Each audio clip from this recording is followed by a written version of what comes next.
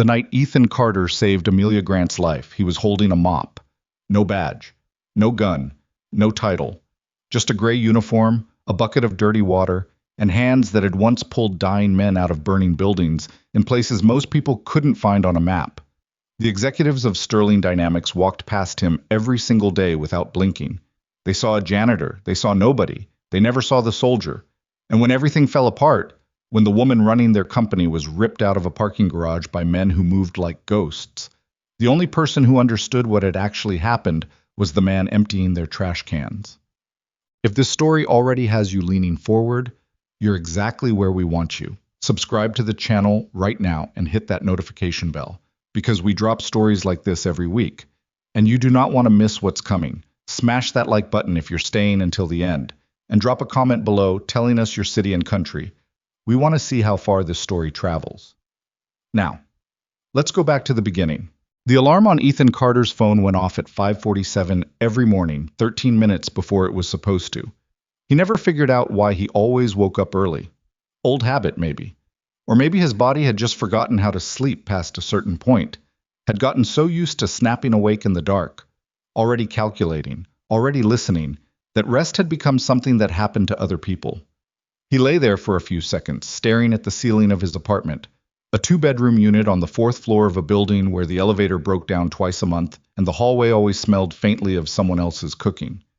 Not a bad smell, just present, just a reminder that the walls here were thin and life was close.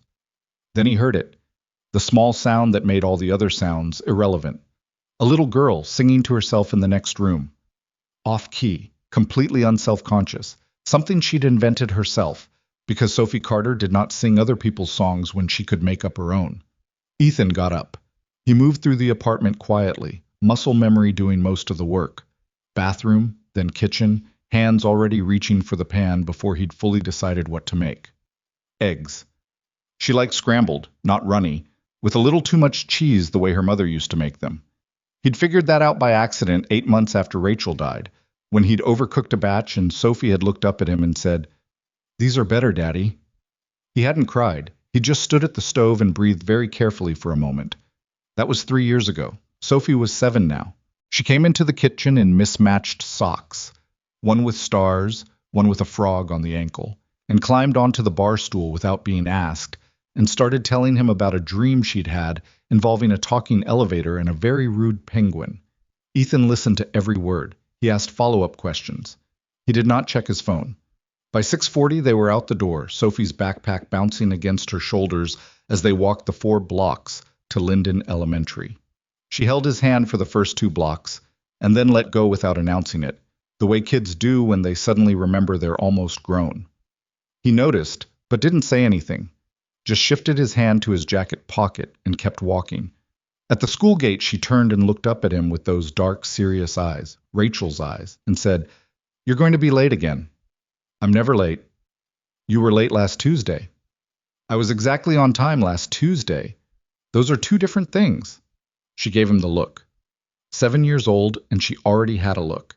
He'd spent 11 years as a Navy SEAL and 4 of them as a rescue team commander, and he had genuinely never been looked at like that by anyone until his daughter invented it specifically for him.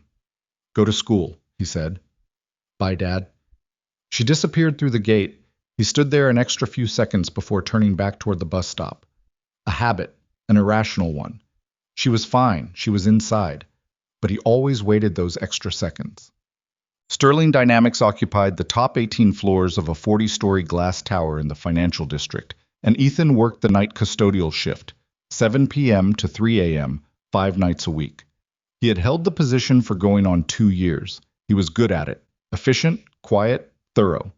He showed up early and left late and never called in sick and never caused problems, which made him, in the eyes of the facility's supervisor, Carl Briggs, the best employee on the overnight crew and therefore the one most frequently assigned to the executive floors where the carpets were nicer and the work required someone who wouldn't knock things over or go through desk drawers. "You don't mind the quiet up there?" Carl had asked him once, early on. "No," Ethan said. Carl had nodded like that was a normal answer. It wasn't, entirely. Most people found the upper floors unsettling after hours. All that empty glass and fluorescent light, and the particular silence of a place that usually held hundreds of people and currently held none. But Ethan had spent nights in places significantly more unnerving than a corporate office tower. Silence didn't bother him. Silence was just information you hadn't organized yet. The other members of the night crew called him Carter. Most of them. Denny, the youngest one, a 22-year-old who was working his way through community college and spent his breaks watching YouTube on his phone, sometimes called him E, which Ethan didn't encourage but also didn't correct. There was Linda, who had been with the building for 9 years and moved through it like she owned it. There was Marcus, who was 60-something and played chess on a pocketboard during his lunch break, and once, when Ethan had sat across from him and moved a piece almost without thinking, had looked up with genuine surprise and said, "You play?" "I used to," Ethan said. He had learned chess in the Navy. Lots of waiting in that life. Lots of hours in forward operating bases and transport vehicles and holding positions where the options were either to sleep or to think or to find something to do with your hands that wasn't destroying things. He didn't tell Marcus that. He just played. Marcus won the first game, Ethan won the next 4. After that they played to a draw, every time, and Marcus seemed to find this deeply satisfying, so Ethan let it be. The thing about working the executive floors of Sterling Dynamics was that you learned things, not on purpose, not because you were looking, but when you're the person pushing a cart down a corridor at 11 p.m., invisible by design, moving through spaces that have been vacated and therefore unwatched. People forget to close things all the way, forget to turn screens off, leave documents on desks and voices on speakerphone and conversations half completed in conference rooms where the door didn't latch properly. Ethan was not a nosy person. He had spent too many years in environments where knowing less was often smarter than knowing more. But he was, constitutionally, a person who noticed things. It wasn't a choice. It was just how his brain had been wired, or rewired maybe, over years of work that required you to read a room in the time it took to cross it. He noticed that the third-floor assistant always left exactly 20 minutes before her scheduled end time, which meant she was padding her timesheets. He noticed that the VP of Marketing, a loud man named Gerald Haynes, kept a second phone in his desk drawer and stepped into the corridor to use it when he thought no one was around. He noticed that the recycling in the COO's office was consistently emptied before the other executive offices, which meant someone on the cleaning crew was making a special trip. And it wasn't him, and it wasn't Linda, so it was either Denny or it was someone he hadn't accounted for. These were not conclusions. They were just data points. Ethan filed them the way he filed everything, without deciding what they meant yet, without attaching more weight to them than they'd earned. He also noticed Amelia Grant. He'd seen her in person exactly 4 times before the night things changed. The first time was her first week in the building, when she'd apparently stayed past midnight reviewing financials, and had walked out of her office to find Ethan vacuuming the executive suite hallway. She'd startled slightly, people always startled when they forgot there was a night crew, and then recovered and said crisply, "Sorry, didn't see you there." "It's fine," Ethan said. She'd nodded once, gone back inside, closed the door. The second and third times were similar. Brief, incidental. She worked late often, which the day crew gossiped about.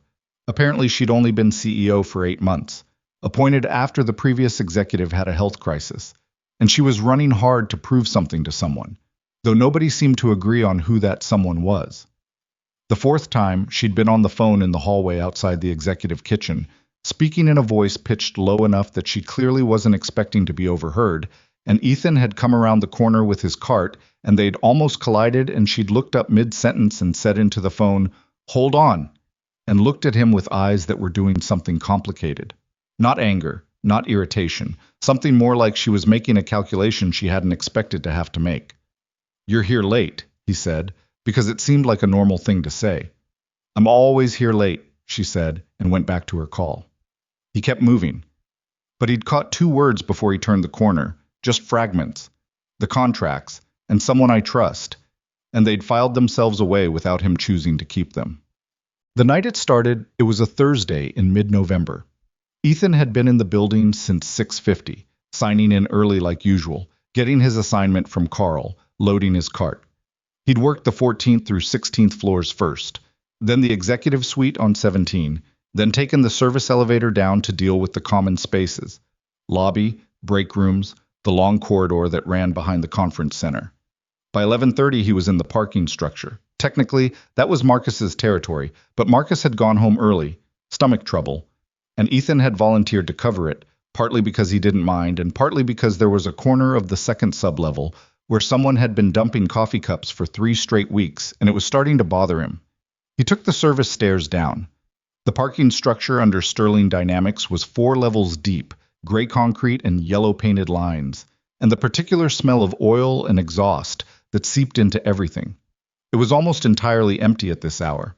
A handful of cars belonging to people still working upstairs, including Amelia Grant's black sedan near the elevator bank. He noted it without attaching anything to it. She worked late. Her car was here. That was unremarkable. He found the coffee cups, cleaned them, worked his way through the second sublevel, methodical, the sound of his cart's wheels bouncing off the concrete in a rhythm he'd stopped hearing weeks ago. Then he stopped, because something was different. He couldn't have said immediately what it was, just that the texture of the space had shifted. Some quality of the silence, some small wrongness that had no name yet.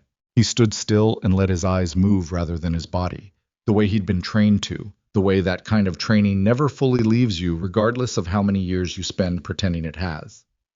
There. The security camera at the northeast corner of the second sublevel, the one covering the ramp between B2 and B3, was angled wrong. Just slightly. Maybe 3 degrees off its usual position, which wouldn't register unless you'd been looking at it for 2 years and had, without intending to, memorized its angle the way you memorize where a picture hangs on your wall. He moved toward it slowly, keeping the cart between himself and the direction the camera should have been pointing. Up close, he saw what someone in a hurry might have missed. A small smear of something dark on the mounting bracket. Not grease. The color was wrong, and the housing had a hairline crack along one edge, the kind you'd get if someone had physically adjusted it, quickly, with more force than care. Someone had moved the camera, on purpose, recently. He crouched down next to the base of a concrete pillar and looked at the floor. He wasn't sure what he was expecting to find, but what he found was a set of tire marks, the faint impression of tread against a patch of dust near the ramp entrance. And the marks weren't from any of the cars parked on this level. The turning radius was wrong. Whatever had made these marks had come down the ramp, turned hard, and gone back up, and it had done it without lights, because he would have seen the reflection. He stood up. His heart rate was steady. That was something he noticed about himself sometimes. When things were genuinely wrong, the noise in his head got quieter rather than louder. Some backward switch that had been installed in him during years of bad situations. He pulled out his phone and called the building's security desk. A man named Gary answered on the 3rd ring, which was already a problem. Security. This is Carter, night custodial. I'm on B2. I need someone down here to look at something. What kind of something? Camera's been repositioned. There are tire marks from an unregistered vehicle. I think someone's been down here tonight. A pause. Carter, the parking structure doesn't log activity after. I know what it logs. I'm looking at physical evidence. Someone was here. Another pause. Longer. Ethan heard Gary shift in his chair. I'll send a note to the morning team. I'm not asking you to send a note to the morning team. I'm asking you to come look at this right now.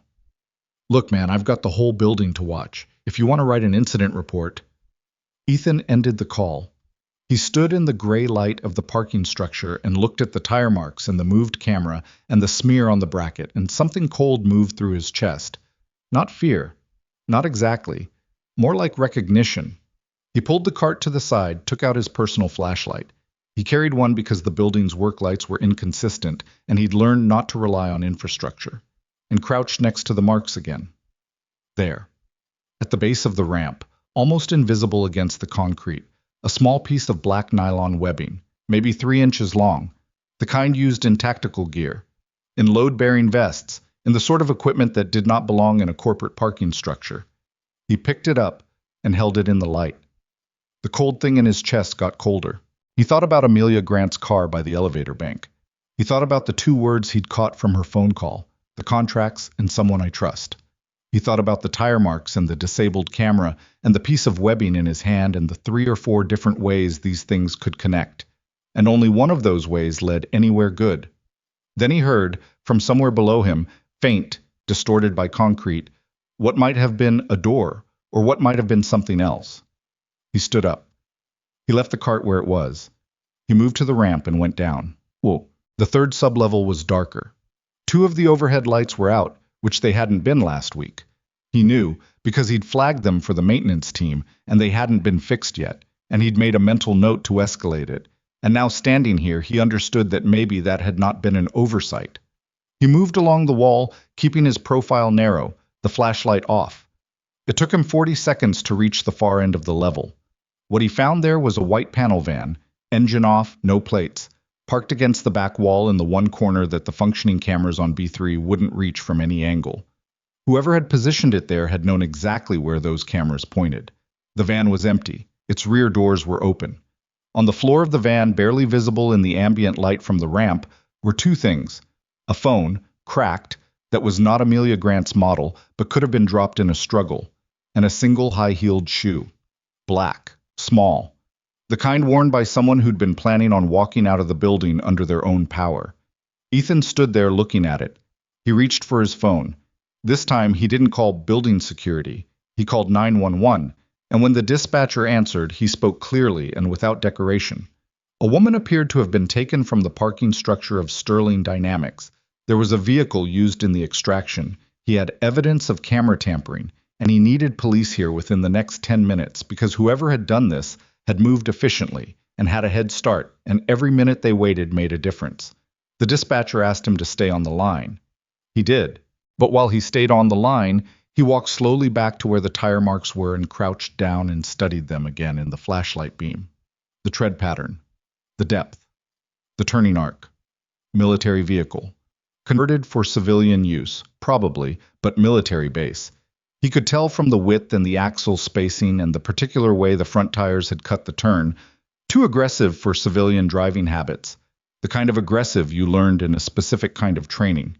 These people were not random. They had planned this, scouted the location, neutralized the cameras, timed their exit, used trained drivers. This was not a crime of opportunity. This was an operation.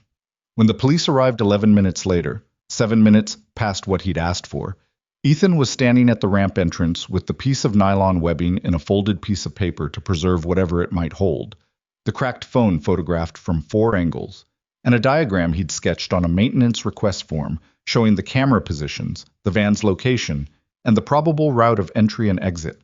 The first officer, a young man named Reyes, looked at the diagram and looked at Ethan and looked at the diagram again. "You put this together since you called?" "I've been down here for a while," Ethan said. The exit route was through the west ramp to the service alley. They had a window of about 4 minutes between camera rotations, so they're probably already outside a 2-mile radius. Reyes stared at him. "I'm the janitor," Ethan said, preempting the question. "I clean the building." "Right," Reyes said slowly, in the tone of someone deciding not to pursue a particular line of thought right now. "Okay, sir, I need you to wait here for my sergeant." "I'll wait," Ethan said. He waited. He thought about Sophie at home, asleep in her room with the stars. And frog mismatched socks probably still on her feet because she always fell asleep before she remembered to take them off. He thought about the shoe on the floor of the van. He thought about a woman who worked too late and spoke too quietly on her phone about contracts and trust, and who was, right now, somewhere in the city that she had not chosen to be. He thought about a lot of things while he stood at the bottom of the parking ramp and waited for a sergeant who would look at him the same way Reyes had looked at him. Just a janitor. That was fine. He'd been looked at like that before. It didn't change what he'd seen, or what he knew, or what was quietly, without announcement, beginning to wake up inside him. Something he'd kept in a box in the back of a closet for 3 years, wrapped in old cloth, placed where he wouldn't have to look at it. Not gone. Never gone. Just waiting. Sergeant Carol Wynn arrived at B3 at 12:41 in the morning, which was exactly 31 minutes after Ethan had called 911, and she walked into the situation the same way she walked into all of them, scanning, filing, deciding. And when she got to Ethan, she did the same thing Reyes had done, which was look at him and then look at the diagram, and then look at him again. "You drew this," she said. It wasn't really a question. "Yes." "From memory." "I was standing here when I figured it out. It wasn't from memory. I was looking at what's actually here." Wynn studied the diagram for another few seconds. She was somewhere in her mid-40s, compact, with the kind of tired in her face that came from years of the job rather than a single bad night. She didn't seem annoyed by him exactly, but she had the practiced flatness of someone who'd learned to run everything through a filter before reacting. "You work here," she said. "Night custodial, 2 years. And you know enough about camera rotation schedules to figure out a 4-minute window." "I know the building," Ethan said. "I've been cleaning it for 2 years. You pay attention long enough, you learn the systems." She looked at him a moment longer than felt comfortable. Then she turned to Reyes and said, "Get the van photographed and bagged before anyone else touches it. I want the shoe in evidence." Back to Ethan. "You stay available. I'm going to have more questions." "I know," he said. He spent the next 40 minutes sitting on a concrete barrier near the ramp entrance while the crime scene team worked around him. He answered the questions they asked him and didn't volunteer more than they asked for, which was its own kind of discipline. There were things he'd noticed that he wasn't ready to share until he understood better who he was sharing them with and what they'd do with it. The piece of nylon webbing he'd already turned over to Reyes. The photograph he'd taken of the tire marks he'd sent to his own email before handing over the phone to be logged as evidence. He told himself it was just being careful. He tried not to look too hard at what it actually was. The official position of the Sterling Dynamics Security Team, delivered to Sergeant Wynne just after 1 in the morning by a man named Patrick Holt, head of corporate security, suit and tie at 1 a.m., which was its own kind of statement, was that Amelia Grant had likely left the building voluntarily. "Her calendar shows a personal appointment this evening," Holt said, standing near the van with his arms crossed in a way that managed to be simultaneously defensive and authoritative. "We have no confirmed evidence of a struggle." "We have a shoe," Wynne said. "We have a shoe, one, which doesn't tell us anything definitive. It tells me she didn't walk out of here on purpose." Holt made a sound that was almost diplomatic. "Ms. Grant has been under considerable professional stress. It's possible she stepped out for personal reasons, and her phone was damaged incidentally." "Her car is still parked on B2, Ethan said. Both of them looked at him. He hadn't been invited into the conversation. He was standing 6 feet away, which was close enough to hear everything and far enough to pretend he wasn't listening. "Her car is still here," he said again, keeping his voice level.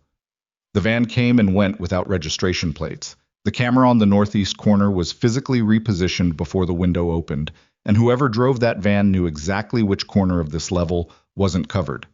That's not a personal appointment gone sideways. That's a planned extraction. Holt looked at him the way certain people looked at him. Not with contempt exactly, but with the particular blankness that appeared when someone decided they were done processing information from a source they'd already categorized. "And you are Carter, night crew." Ethan didn't expand on it. Holt turned back to Wynne. "I'll have our internal team pull the full camera archive for the last 72 hours. If there's anything relevant, we'll cooperate fully." Wynne said, "We'll need that archive pulled by our team, not yours." A small pause. "Of course," Holt said, in the tone of a man who had already decided what would and wouldn't be in the archive by the time anyone looked. Ethan noted that too, Sab. Anna got home at 3:20. Sophie was asleep, socks still on. He stood in her doorway for a moment, one hand on the frame, and watched her breathe. Then he went to the kitchen and sat at the table with a glass of water he didn't drink, and stayed there until 4:15, when he finally went to bed. He slept 2 hours. Maybe less. In the morning, he made Sophie's eggs with too much cheese and walked her to school and stood at the gate and watched her disappear, and then went home and opened his laptop. He told himself he was just looking into it. Background, context, the kind of thing you did when something didn't sit right and you had to understand it better before you could let it go. He pulled up everything publicly available on Sterling Dynamics. Annual reports, press releases. The industry coverage that ran whenever Amelia Grant did something noteworthy, which was often enough that there was a decent trail. She'd been appointed CEO 8 months ago after a man named Warren Steele had stepped down following a cardiac event. Before that, she'd been CFO for 3 years. Before that, Director of Financial Strategy. She'd grown up inside the company, almost. She knew its structures and its numbers better than anyone, which made her, he thought, precisely the kind of person who would notice if the numbers were wrong. He dug further. Into the company's recent financial filings, the ones available through public regulatory databases. He wasn't an accountant. He had no formal training in reading corporate financials. But he'd spent enough time in operational environments where money moved in complicated ways for complicated reasons that he knew what certain patterns looked like. He found 3 of them in the last 6 months. Contracts listed with vendors he couldn't verify. Amounts that were large enough to be significant, but structured in a way spread across subsidiaries and billing cycles that kept any individual transaction below obvious scrutiny thresholds. And one consistent name appearing in the authorization chain, 3 levels below where most people would think to look. Connor Blake, Chief Operating Officer. He wrote the name down on a piece of paper because writing things down made them real in a different way than seeing them on a screen. Then he sat back and thought about what that meant. By mid-morning, the city was covering the story. Not prominently. It made page 8 of the online edition of the city paper. A brief item about the CEO of a mid-sized technology firm reported missing after an apparent incident at her office building. No details about the parking structure. No mention of the van. Ethan read the item twice and then looked up Connor Blake. The public profile was clean. 15 years at Sterling Dynamics, steady advancement, no controversies in the press. He had an MBA from a program Ethan didn't recognize, and a LinkedIn profile with a professional headshot and a long list of connections. He gave a quote in almost every Sterling Dynamics press release, usually something about operational excellence or strategic growth. The photo was the thing that held Ethan's attention. He looked at it for a long time, dark hair going gray at the temples, a very controlled smile, the kind of face that had learned, a long time ago, how to show exactly what it meant to show and nothing else. Ethan had known men like that, had worked alongside them and occasionally worked against them, in contexts that didn't make it into any official record. A face that controlled itself too well was sometimes just a private person, and sometimes it was something else. He couldn't know which this was. Not yet. What he knew was that Connor Blake had authorization on contracts that didn't add up, that those contracts had been structured to avoid scrutiny, and that the woman who would have been best positioned to catch the pattern was now missing from a parking structure where someone had gone to significant effort to create a clean extraction window. He wrote that down too. Then he called Sergeant Wynne. Oh, she didn't answer. He left a message. He had some information about the company's recent financial structure that might be relevant, and he'd appreciate a callback. She called back 6 hours later. What kind of information? She said without preamble. Contracts authorized through the COO's office that don't appear to have legitimate vendor backing. 3 separate instances in the last 6 months. The amounts are significant. A pause. And you found this how? Public financial filings. Nothing proprietary. Another pause. Longer. You cleaned offices. Now you're reading corporate financial statements. I read a lot of things, Ethan said. Do you want the information or not? She wanted it. He could tell by the quality of the silence. Come in tomorrow morning, she said. Ask for me at the front desk. He went in the next morning. He brought the paper he'd written on and a folder of printed pages he'd organized the night before after Sophie went to sleep. Wynne sat across from him in a small interview room that smelled like burnt coffee and looked at everything he'd put in front of her with careful, methodical attention. When she was done, she looked up. You said the van's tire pattern indicated military training, she said. I said it was consistent with that. The turning technique, the way the front wheels cut the angle on the ramp, that's not something most civilian drivers do. It's aggressive and it's precise. You learn it in a specific kind of training environment. What kind of training environment would that be? The kind where it matters that you don't lose time on a turn. She was quiet for a moment, looking at him differently than she had the night before. Not hostile, not open exactly. More like she'd upgraded the quality of her attention, which was its own thing. Where are you from, Carter? She said. Originally, Ohio. That's not what I'm asking. He looked at her steadily. I know what you're asking. She let it sit there.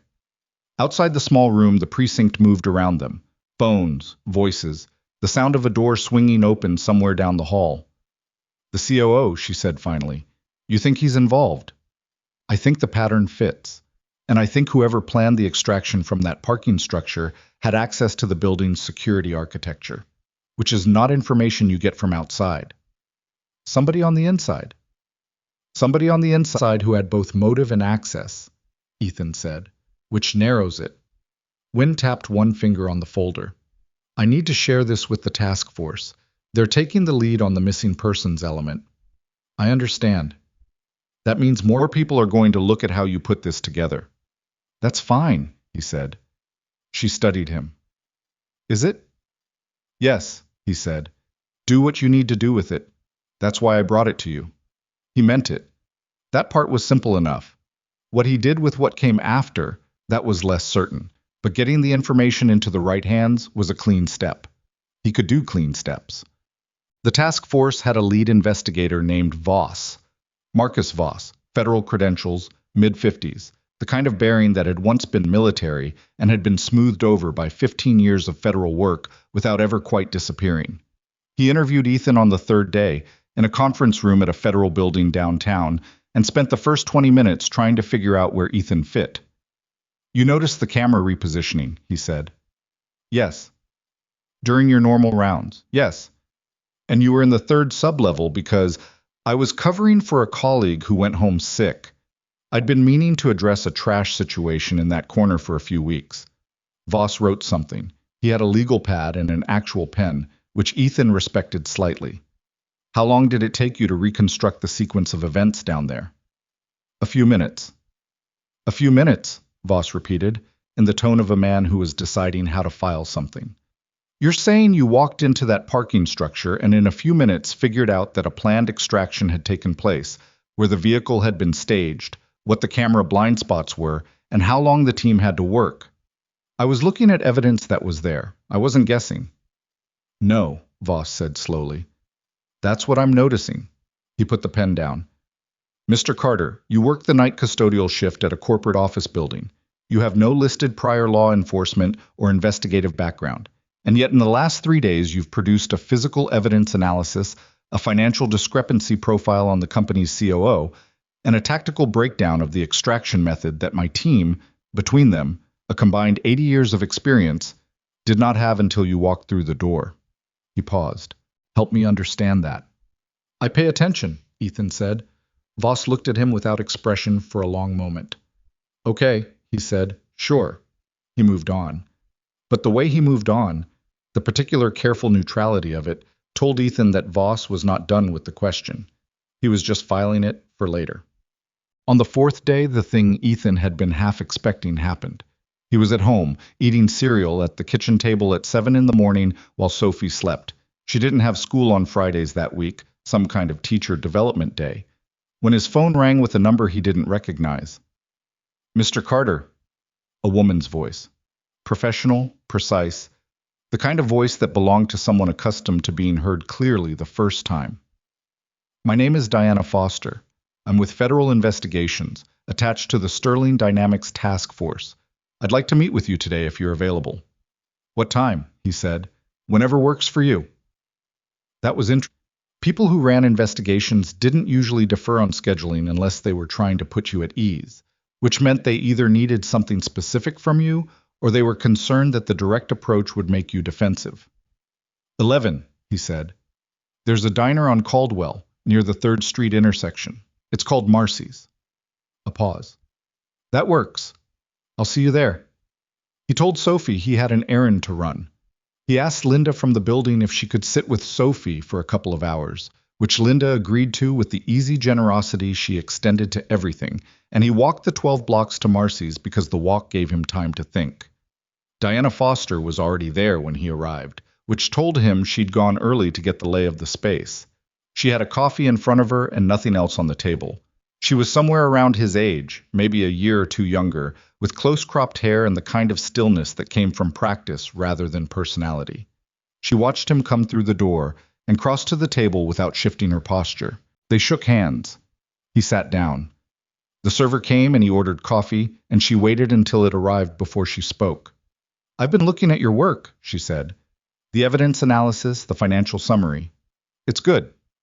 Thank you. I mean it as a genuine observation, not a compliment. It's genuinely good, and it doesn't fit the profile we have for you.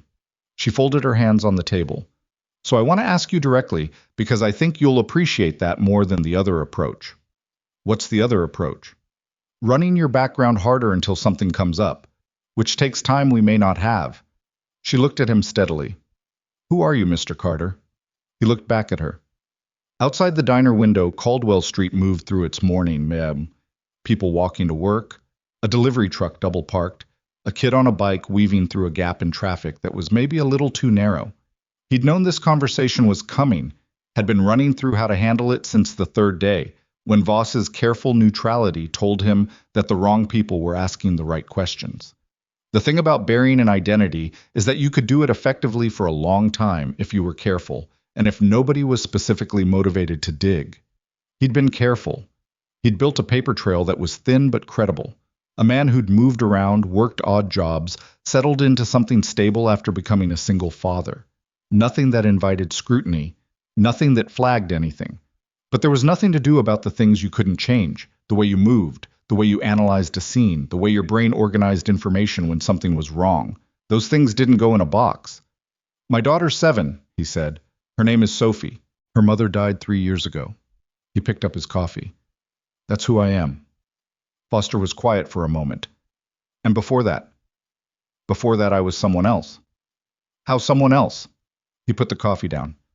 "Military, special operations. More than that isn't something I'm going to give you in a diner over coffee, so let's talk about what's actually useful. You said you don't have time to run my background harder. What does that mean? What's the timeline?" She watched him for another beat. Then she seemed to make a decision, the same kind of decision he recognized because he made them the same way. Not a softening, but a recalibration. "We have a potential location. We're not certain yet. We're still triangulating. But the cell data from the phone found in the van suggests a staging point roughly 40 miles north of the city, near an area with some old industrial facilities." "Mason Ridge," Ethan said. Her expression shifted, just slightly. "Where did you hear that?" "I didn't, I'm telling you." He'd spent 2 nights going through satellite maps of the 40-mile radius north of the city, cross-referencing abandoned industrial sites with the logistics requirements for holding someone securely, and the road access patterns that would fit the van's estimated fuel load and direction of travel.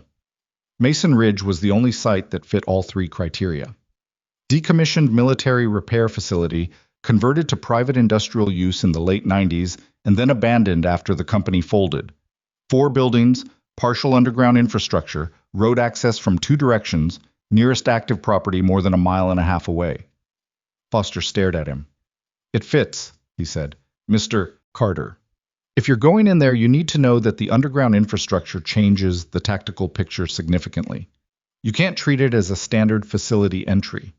There are choke points in those access corridors that can be controlled by a small number of people very effectively." He paused. "I'm not telling you how to run your operation. I'm giving you information that's relevant." She was very still. "How do you know about the underground infrastructure?"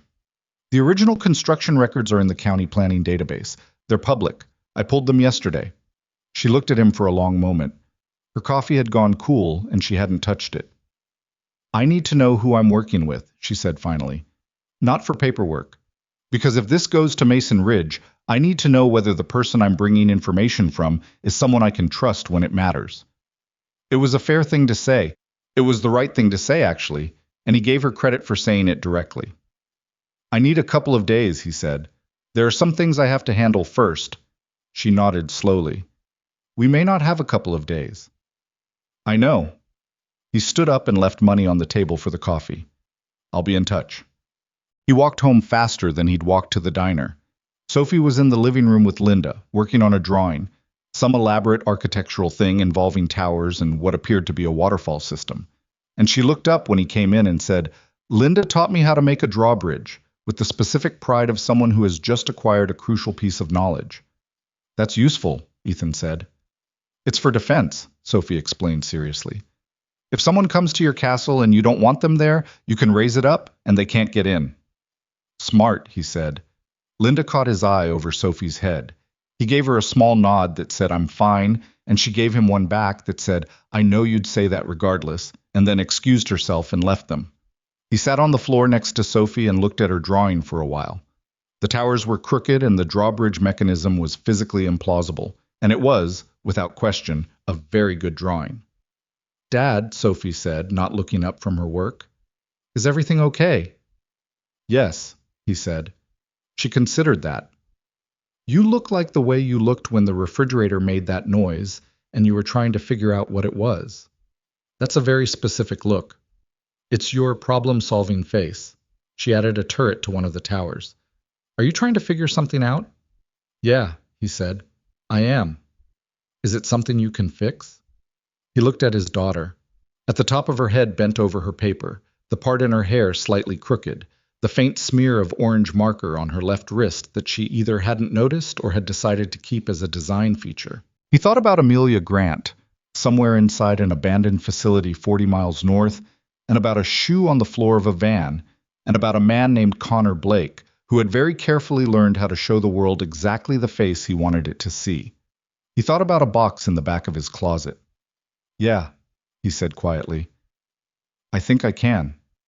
Sophie nodded, satisfied, and went back to her drawbridge. He sat next to her on the floor and watched her work, and inside his chest something that had been wound very tight for 3 years was slowly, with the particular reluctance of a thing that knows what unwinding means, beginning to move. The box was on the top shelf of his bedroom closet, behind a winter jacket he hadn't worn in 2 years, and a shoebox full of Sophie's drawings from when she was 4, the ones with the enormous round heads and stick arms that she'd presented to him with the gravity of a serious artist presenting serious work. He'd put the box there deliberately. Not hidden, exactly. Just placed where the daily business of living wouldn't bring him into accidental contact with it. He had to reach for it, and reaching for it would always be a choice rather than an accident. He reached for it now. It was heavier than he remembered. Or maybe he remembered it exactly, and the weight was just different now that he was lifting it on purpose, which was its own kind of physics. He set it on the bed and stood looking at it for a moment. Gray, plastic, the latch slightly corroded from years in a storage unit before this closet. Not dramatic, just a box. He opened it. The metals were at the bottom, wrapped in cloth the way you'd wrap something fragile, which they weren't. They were metal, and they'd outlast everything. But he'd wrap them anyway, because wrapping them meant not having to look at them every time he opened the thing. On top of them was a folded document that he didn't unfold. A photograph he also didn't look at directly, just registered in his peripheral vision. 5 men in tactical gear in a location he could identify by the light quality and the vegetation even without looking closely, which meant he still knew it better than he wanted to. He moved those things aside. What he was looking for was underneath all of it. A slim folder, water-stained at one corner, containing the operational records he'd been allowed to keep, the declassified portions, which were thinner than the full record by about 90%, but still represented the shape of things. Names, dates, locations rendered in the bureaucratic shorthand of military documentation that managed to make catastrophe sound like a procedural discrepancy. He took the folder to the kitchen table, made coffee he didn't want, sat down. The operation had been called Cross Harbor. 8 years ago. A hostage recovery mission in a location he still wasn't going to name, even in his own head, because the habit of not naming it was the kind of habit that persisted. His team had been 6 operators plus him. They'd had good intelligence, or thought they had, about the target location, the number of guards, the access points, the timing. The intelligence had been wrong, not because the intelligence collectors had failed, because someone had fed them false information, and that false information had been seeded so carefully into the legitimate data stream that it had passed every verification check his team ran before going in. They'd walked into a prepared position. 2 of his men had not walked out. The investigation afterward had identified a leak in the operational chain, someone who'd had access to the mission profile and had passed it to the opposing party. The investigation had not officially identified who that person was. The file had been closed with a finding of probable but unconfirmed external compromise. Ethan had spent 3 years after Cross Harbor trying to find the answer the official investigation hadn't provided.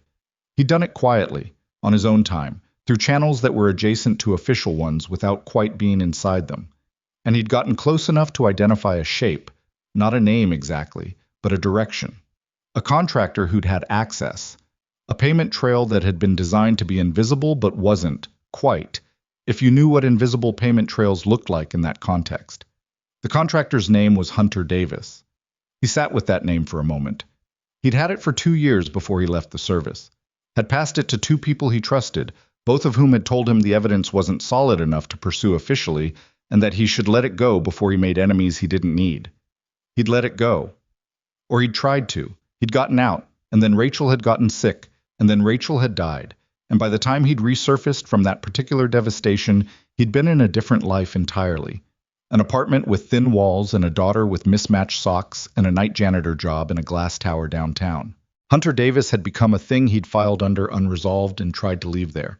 Now he sat at his kitchen table at 9 in the morning, looking at a water-stained folder and thinking about the nylon webbing he'd picked up off the floor of a parking structure, and about what Diana Foster had said about the tactical execution of Amelia Grant's kidnapping, and about the particular way the van driver had cut that ramp turn. He thought, it can't be. Then he thought, but if it is? He got up and refilled his coffee and stood at the kitchen window looking at the street below.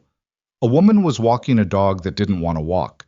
It had sat down on the sidewalk and was doing the thing where it became 90% dead weight, and the leash went taut, and she was standing there with her hands on her hips, having what appeared to be a negotiation with an animal that had already decided it was done for the morning. He watched them for a minute. Then he called Diana Foster. She answered on the second ring. I'm ready to talk, he said. Properly. All of it. A brief pause. When? Now, if you can manage it. She came to his apartment, which was her idea and which he didn't object to. She arrived 40 minutes after his call, and he buzzed her up and she came in and stood in the kitchen doorway, looking at the folder on the table and the box from the bedroom that he'd left open on the counter because there was no point closing it now. Sit down, he said. Coffee? Please. He poured 2 cups and sat across from her. She sat the way she always seemed to sit, straight without being stiff, hands loose, the quality of waiting that didn't leak impatience around the edges. He respected that about her. A lot of people in federal work had a performance they did, a way of occupying a room that was about authority or efficiency or projecting something. Foster just occupied the room. He told her. Not everything. There were things that were still classified and he knew exactly where those lines were, but everything that was relevant. The shape of his service record, the rank, the unit type, the broad parameters of the work. Cross Harbor. The 2 men who hadn't come out. The investigation that had closed without resolution and what he'd found in the 2 years he'd spent looking after the official investigation stopped. Hunter Davis. She listened without interrupting, which was harder than it sounded. When he finished, she was quiet for a moment, and then she said, How confident are you in the Davis identification? 75%. I never got it to a provable threshold. That's why I stopped. What would move it past 75? Physical evidence connecting him to the payment trail I found, or testimony from someone inside the contracting network who could confirm the access timeline. He paused. Or him showing up attached to a planned extraction operation using the exact tactical signature I traced back to him 8 years ago. She looked at him steadily. The van. The camera positioning, the window timing, the way the extraction was structured to allow for a small team and a clean exit. It's the same methodology. He put both hands flat on the table. I'm not saying it's definitely him. I'm saying the signature is the same, and I want you to know that before anyone goes near Mason Ridge. Foster pulled out her phone and looked at something on it, then set it face down on the table. We ran the nylon webbing from the parking structure through the lab. It's consistent with load-bearing equipment produced by a specific defense contractor. That contractor's products are sold commercially, but the primary market is private security firms and military contractors. Not inconsistent with Davis, Ethan said. No, not inconsistent. She picked up her coffee. There's something else. We ran the financial records you flagged, the Blake contracts. Our forensic accounting team confirmed the pattern you identified. Vendors that don't exist, shell structures. The money's moving through at least 4 layers, but the destination is offshore accounts tied to a private security operation. Whose operation? She looked at him across the table. That's what we're still tracing, but the operational structure of the private security firm, the way it's registered, the way it hires. It's consistent with how former special operations personnel structure private contracting operations. Ethan nodded slowly. Blake provided the inside access. Davis provided the operational capability. That's the working theory. She paused. which means Amelia Grant didn't walk into a random criminal kidnapping. She walked into something that was specifically designed, financed, and executed by people who knew exactly what they were doing and had a very clear end goal. Which is what, exactly? She'd been compiling evidence against Blake for approximately 6 weeks before the kidnapping. Our investigators found an encrypted drive in her office. She'd been building a case. Contracts, communications, financial records she'd pulled quietly. She was 3 days from taking it to the board. Foster set her coffee cup down. Blake needed to stop that, and he needed system access that only she could provide. Her executive credentials would have given whoever used them complete authority over Sterling Dynamics classified data infrastructure, financial records, client contracts, proprietary technology files. So the plan was never just to remove her, Ethan said. It was to extract the credentials first, and then remove her, Foster confirmed. Yes. The apartment was quiet. From down the hall he could hear the faint sound of Sophie's tablet. She was watching something, some cartoon she'd cycled through so many times she'd started narrating along with it.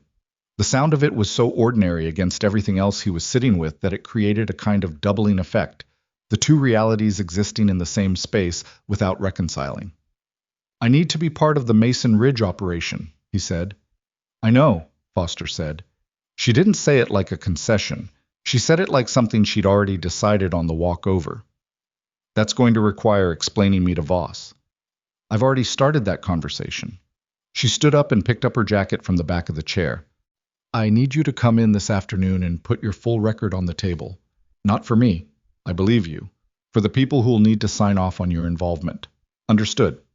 One more thing. She stopped in the kitchen doorway.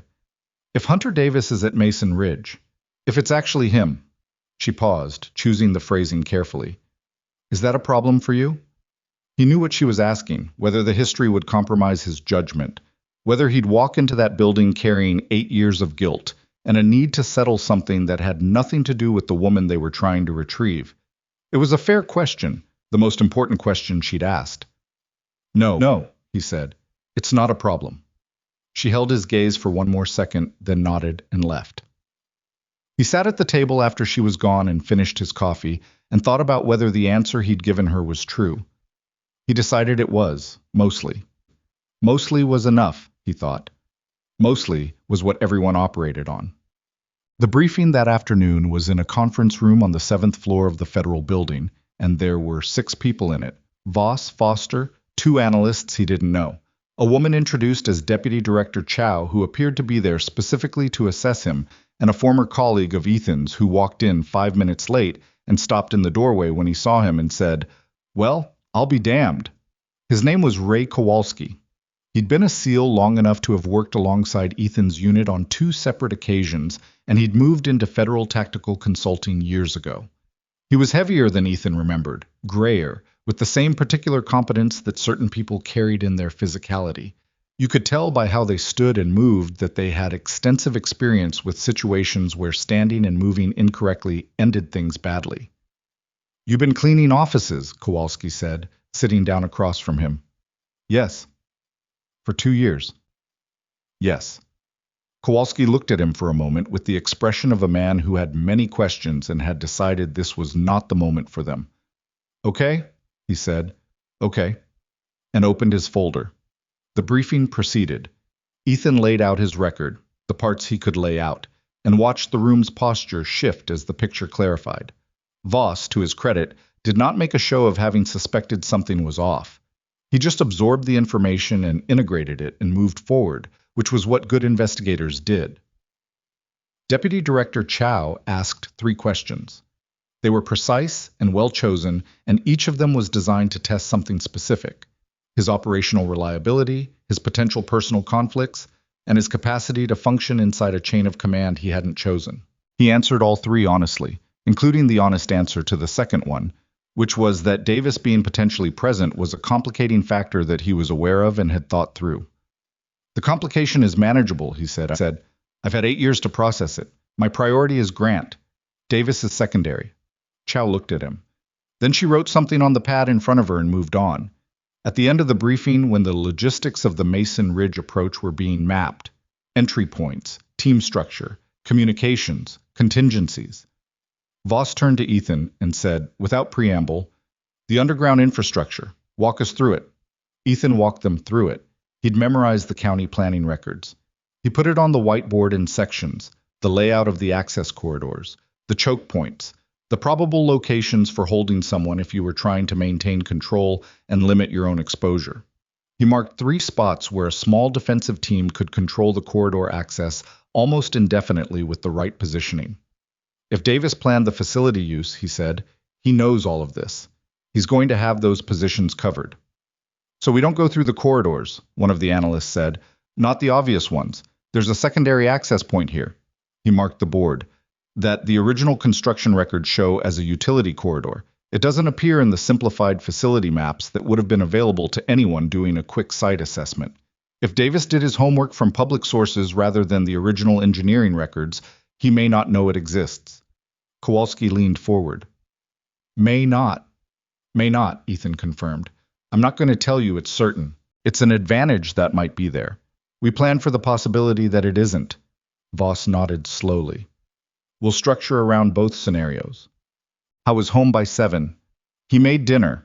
Pasta. Nothing complicated. The kind of meal that required enough attention to keep his hands busy without requiring enough attention to crowd out everything else. Sophie sat at the counter and told him about the drawbridge improvement she'd made to her drawing, which now apparently included a moat, and he listened and stirred and thought about a facility 40 miles north. "Dad?" Sophie said. "Yeah." "Are you going somewhere?" He looked up from the pot. She was watching him with that direct, undeflected gaze that she'd had since she was an infant. Rachel used to say Sophie came out of the womb already suspicious of anything she hadn't personally verified. "Maybe," he said, "for a short time, a day or 2. "For work?" He thought about the right answer. Not about what to conceal. He was generally a straight talker with her, adjusted for age, but about how to frame something that was true.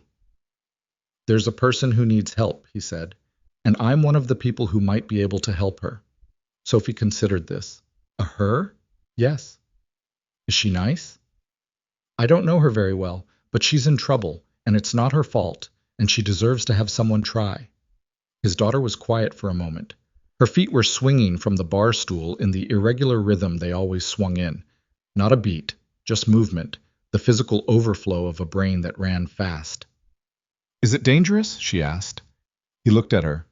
"It might be." "Will you be careful?" "Yes." "Promise?" He held her gaze. "I promise I will do everything I can to come home to you. That's the most honest answer I can give you." Sophie chewed on that. Then she said, "Okay," in the tone she used when she'd accepted something she didn't entirely like, which was honest of her, and he appreciated it. She picked up her fork. "The pasta smells done." It was. He drained it, and they ate, and she made him watch 15 minutes of her cartoon afterward, which he did, and when he put her to bed at 9 o'clock, she grabbed his hand and held it for a moment before letting go. He went back to the kitchen after she fell asleep. On the table was a piece of paper he'd been avoiding since getting home. Voss had given it to him at the end of the briefing, a summary of what the forensic team had recovered from the Sterling Dynamics Security Archive, specifically the archived footage from the executive floors in the weeks before the kidnapping. The footage itself was being analyzed, but the metadata had yielded something. The camera system had been accessed remotely 17 times over the past month. Each access had lasted between 4 and 9 minutes. Each access had occurred during off-peak hours when building security wasn't actively monitoring, and each access had originated from an IP address that traced back to a device registered to Sterling Dynamics' internal network. The device was assigned to Connor Blake. He'd been walking the building's security architecture from his own desk, learning it, identifying the weak points, passing that information to someone outside. And he'd done it while coming to work every day in a pressed suit, reviewing operational reports, shaking hands in board meetings, being the person everyone assumed was doing the right things for the right reasons.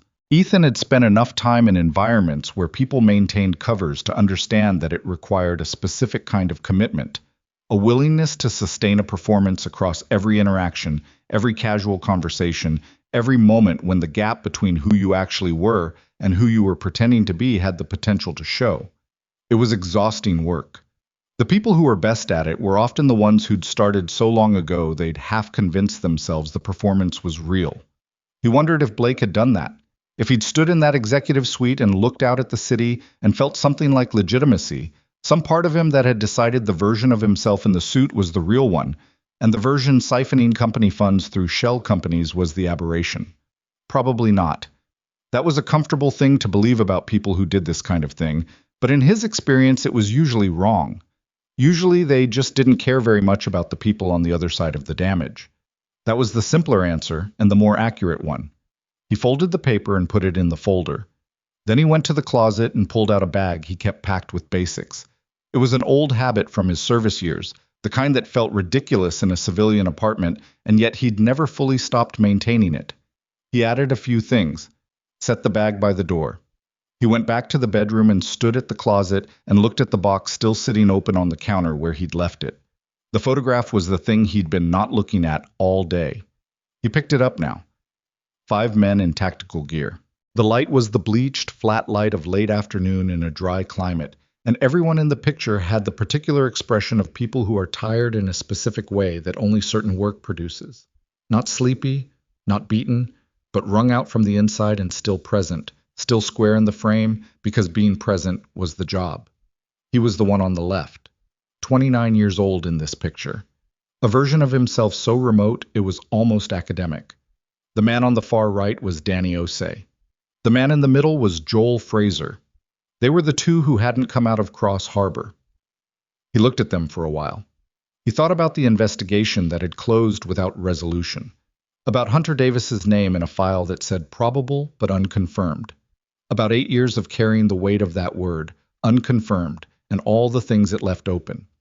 Whether he'd missed something he should have caught, whether a different call at a different moment might have changed the ending, whether the information they'd been given had already been compromised when he'd signed off on it, and whether he should have pushed harder to verify it, one more level, one more check. The thing about that kind of guilt was that it had very good arguments.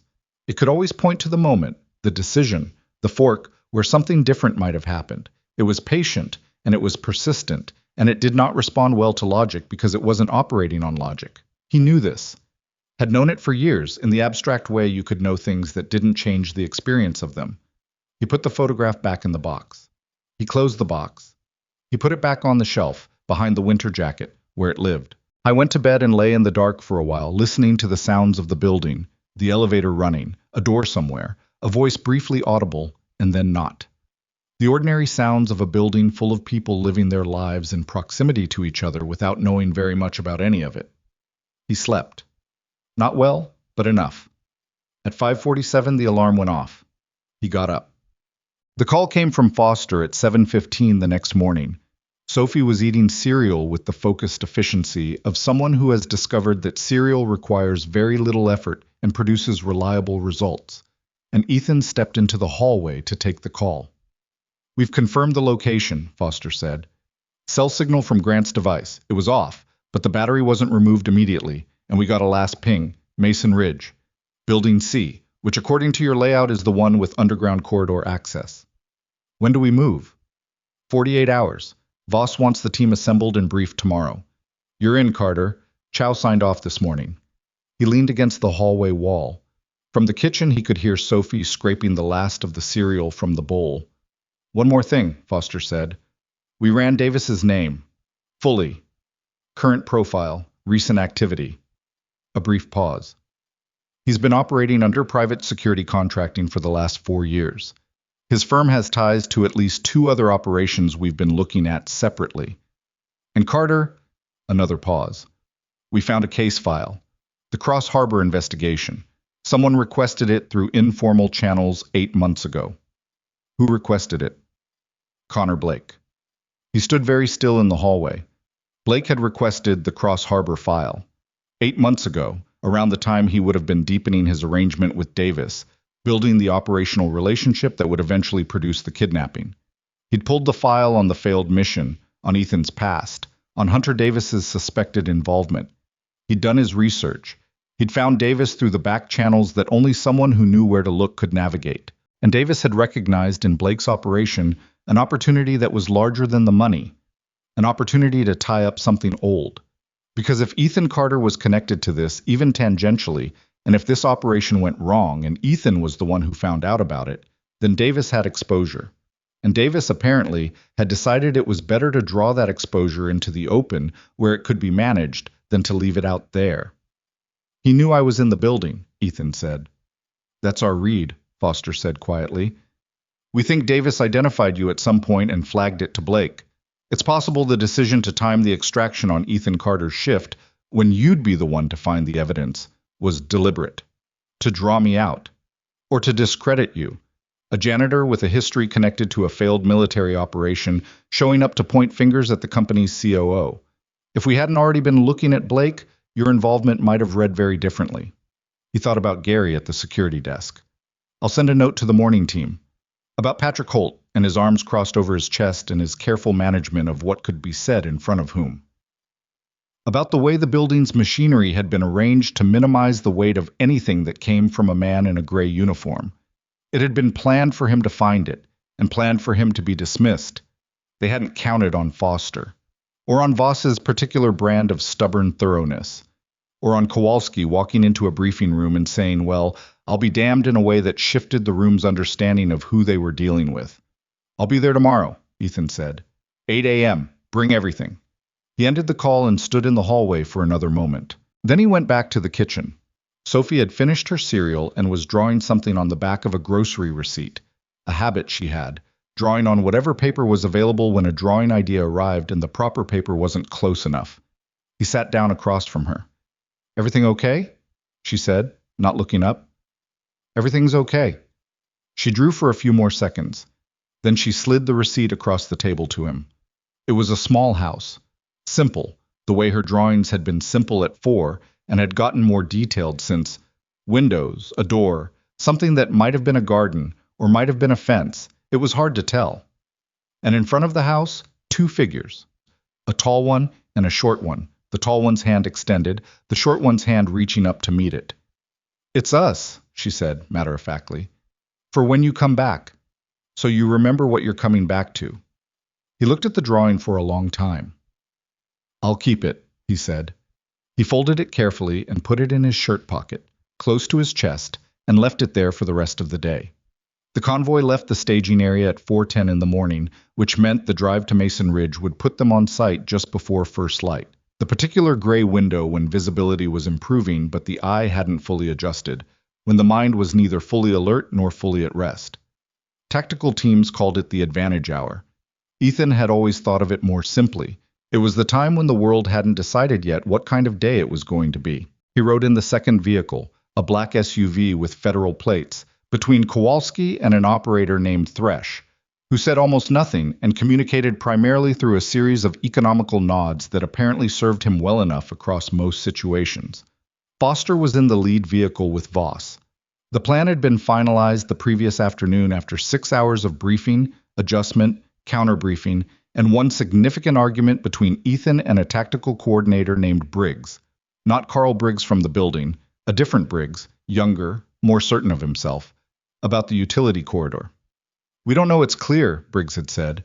If Davis has any engineering background, he'd have identified it.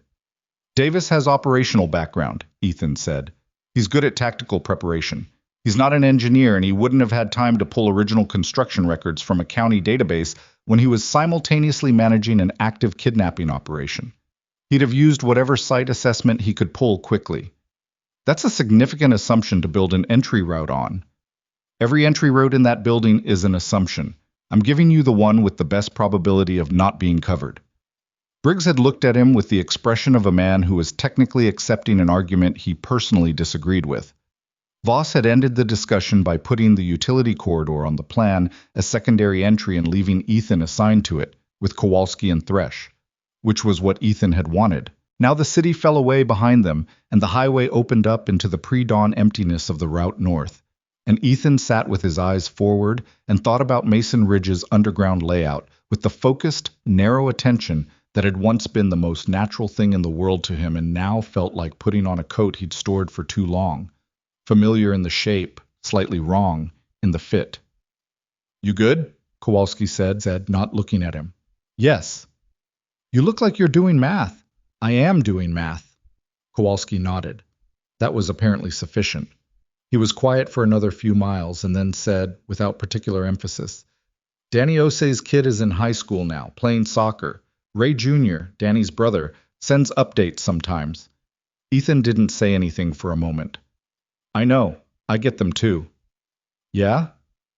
Ray Jr.'s got my number. Has had it for years.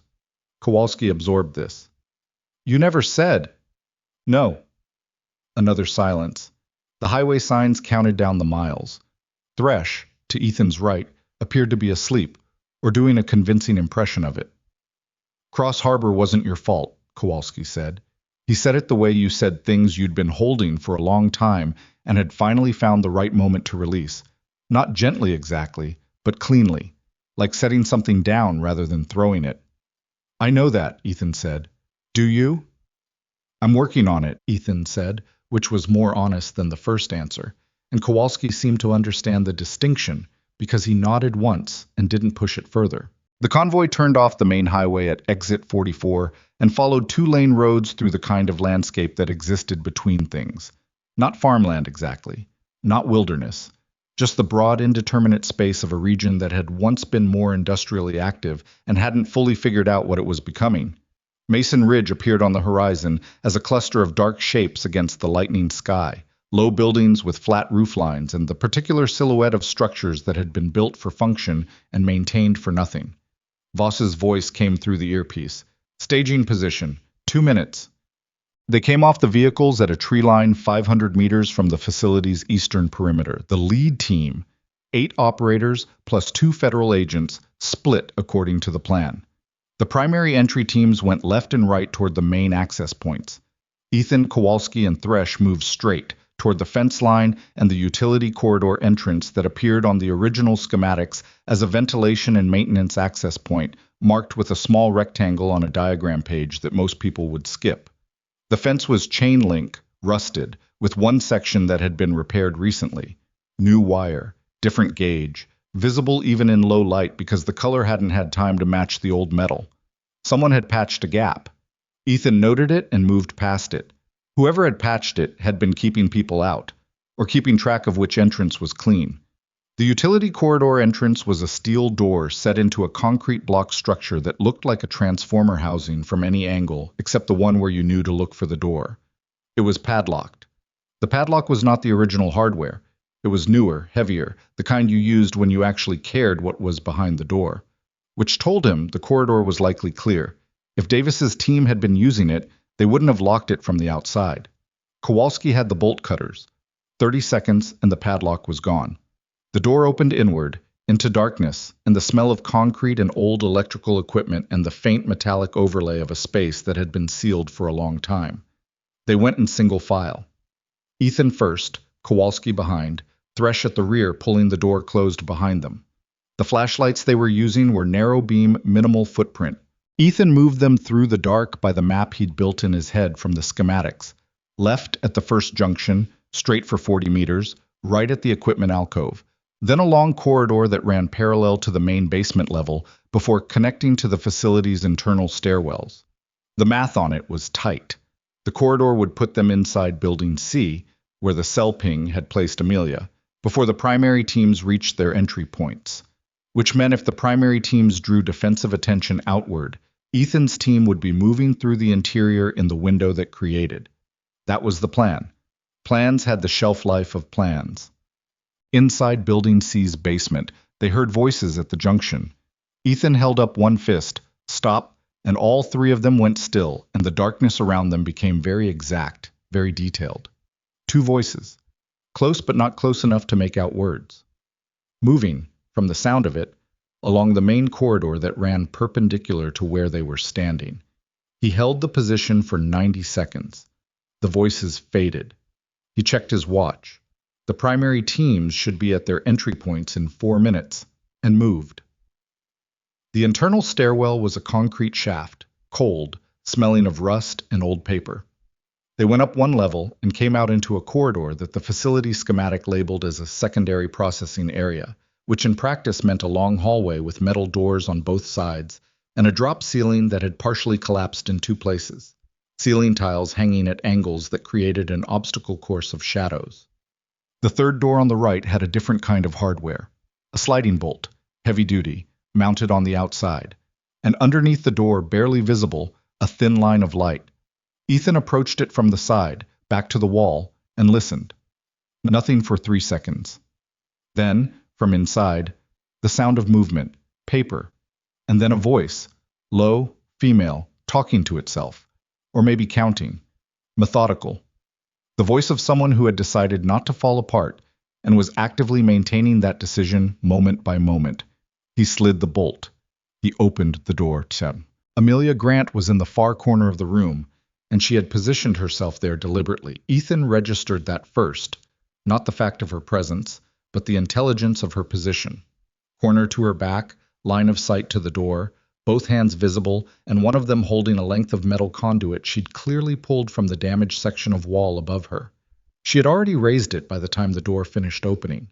He stepped into the light with his hands open and away from his body, which was the correct thing to do when entering a space where the person inside had a weapon and hadn't seen your face yet. "Federal Task Force," he said, keeping his voice low and flat. "My name is Carter. We're here to get you out." She looked at him.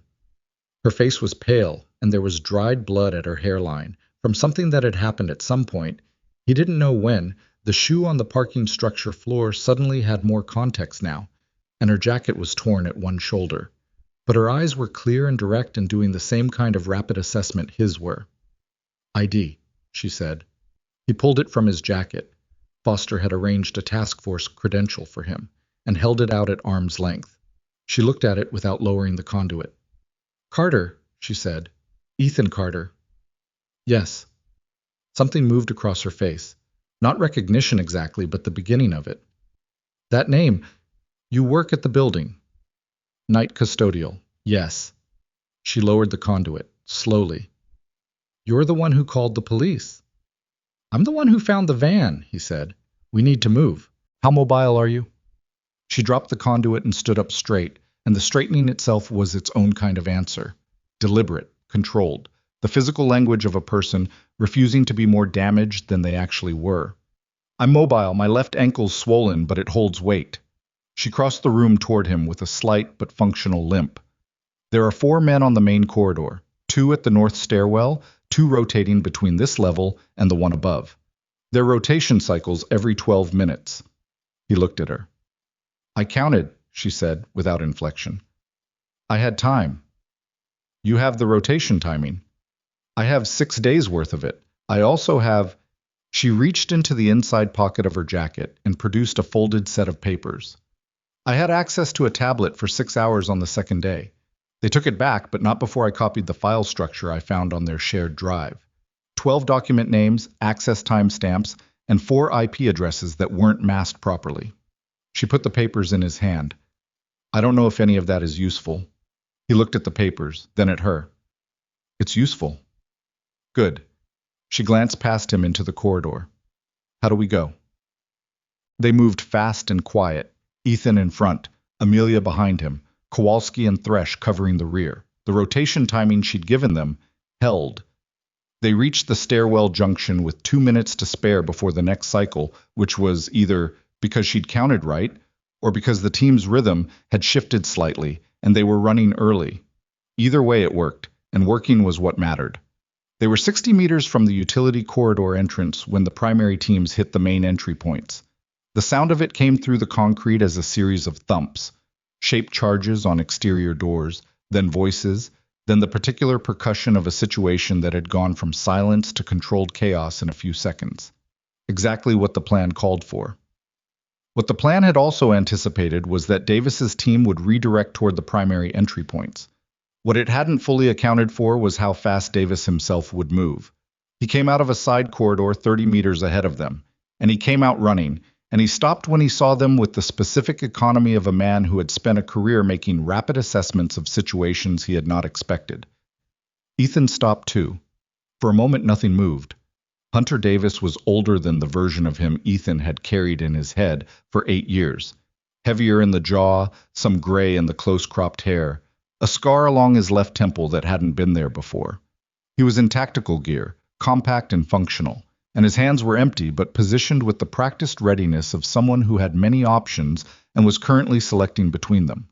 He looked at Ethan, and something happened in his expression that was not quite satisfaction, more like the grim recognition of a thing that had been running for a long time finally coming to its natural stop. "Carter," he said. "Davis." Behind Ethan, Kowalski had moved slightly to the left, a positioning decision that covered more of the corridor. Thresh was doing something at the rear that Ethan couldn't fully see but could feel in the change of the air. "You found me," Davis said. "I wasn't looking for you," Ethan said. "I was looking for her." Davis glanced at Amelia, a quick, evaluating look. "She's not worth what you think she is to you." "I don't know her well enough to know what she's worth. I know she's worth getting out of here." Davis looked back at him. "You know what Cross Harbor cost me." "I know what it cost Danny Osei and Joel Fraser," Ethan said. "I know what it cost their families. What it cost you doesn't figure into my math very much." Something tightened in Davis's face. "I made one call, one decision, in a situation where the parameters had already changed. You want to put that on me for the rest of—" "You sold the mission profile," Ethan said. It was the first time he'd said it aloud, to Davis's face, and the flatness of his own voice surprised him slightly. Not the controlled flatness of someone suppressing emotion, just flat. "You sold it, and 2 men died because of it, and you've been managing the exposure ever since. Blake found you because you were findable, because people who've done what you did are always findable by the right people." He paused. "I'm not here to do anything to you, Davis. The people behind me will handle that." "The people behind you," Davis said, and something shifted in his bearing, the selection process concluding. "Right." He moved, not toward Ethan, sideways toward the corridor wall, and his hand went to a panel that Ethan hadn't clocked in the schematic. A utility panel, the kind that controlled systems rather than provided access, and Davis hit something on it with practiced speed. The lights in the corridor went out. Not all at once, a cascade, section by section, the kind of sequence shutdown that indicated manual override rather than a breaker failure, which meant it was planned, which meant Davis had known, or suspected, that someone might come through this way and had set up a fallback. Ethan dropped to one knee in the dark, already moving before the last light died. He heard Kowalski say something short and profane, heard Thresh shift position. Behind him, Amelia had gone silent and still, which was the right call. Movement in complete darkness, without coordination, created problems. "Stay exactly where you are," Ethan said to her, quietly, directionally. "I'm here," she said, from precisely where she'd been standing. "Good." He had the corridor layout in his head. He moved along the wall with one hand trailing the surface, 3 meters toward where Davis had been standing. He heard nothing ahead of him. Davis was either gone or had gone just as still. Then, the sound of a door distant somewhere above them. A stairwell door from the resonance of it. Davis had gone up. Ethan straightened. "Kowalski, north stairwell. Moving. Thresh, stay with her. Copy." He went after Davis. The stairwell was darker than the corridor, if that was possible, and Ethan climbed it by feel and sound, and the map in his head that placed the second level above him in 3 flights and a landing. He heard Davis above him, the footfall of a man moving fast and not trying particularly to conceal it, which meant he was prioritizing speed over silence, which meant he was going somewhere specific rather than trying to evade. The second level of Building C, according to the facility schematic, contained the original facility's control room. Ethan came through the stairwell door onto the second level to find it marginally lighter than below. 2 emergency lights had activated when the main power went down, casting the space in a dim red that was just enough to navigate by. Ahead of him, the control room door was open. He went through it. Davis was at the main panel. The panel was old, decommissioned hardware from the facility's original operation, but someone had added newer equipment to it. A laptop, attached by cables to the facility's internal infrastructure, running software that Ethan didn't need to identify to understand the general purpose of. The laptop screen was the brightest thing in the room. "Step away from it," Ethan said. Davis didn't step away from it. His hands were moving on the keyboard. "You know what this is?" "I know it's not what I'm here for. Step away." "Blake's contingency," Davis said, without stopping what he was doing. He's a paranoid man. He built a dead man switch into the facility's old demolition infrastructure. This place was built with commercial-grade demolition capability for the original industrial operation. Shaped charges in the load-bearing columns, connected to a central trigger. He tapped something. On the laptop screen, a progress bar appeared. If I complete this sequence, the facility comes down. Takes about 4 minutes. Ethan stood very still. You'd go down with it. That was always a possibility I'd accepted. Davis looked at him over his shoulder. The red emergency light did strange things to his face. What I'm asking you is whether you've accepted it. Don't finish that sequence, Ethan said. Cross Harbor, Davis said. Think about what you actually know and what you've assumed. You've spent 8 years building a story that puts me at the center of it. You ever consider you might have the wrong center? I've considered it for 8 years, Ethan said. I've also considered every piece of evidence I found. And here you are. Here I am, Davis agreed, running a sanctioned operation with financial backing from a corporate executive who came to me, not the other way around. Does that sound like someone who sold a mission profile for money? It sounds like someone who's very good at making their choices sound like someone else's fault. Davis turned back to the keyboard. Ethan crossed the room in the time it took Davis to type 4 characters. He got to the laptop before the sequence completed, grabbed Davis's right wrist with one hand and killed the laptop's power with the other, pulling the cable with a single sharp jerk. The progress bar disappeared. Davis went for him with his left hand and they went sideways against the panel, and for the next 30 seconds, the control room contained nothing but the very immediate, very physical argument between two men who were both trained in the same general vocabulary of violence and were both past the point of managing it carefully. Ethan took a strike to the ribs that would hurt more tomorrow than it did now. He put Davis against the wall with enough force to hear the impact, got a grip on his collar, and held him there. Davis didn't fight the hold.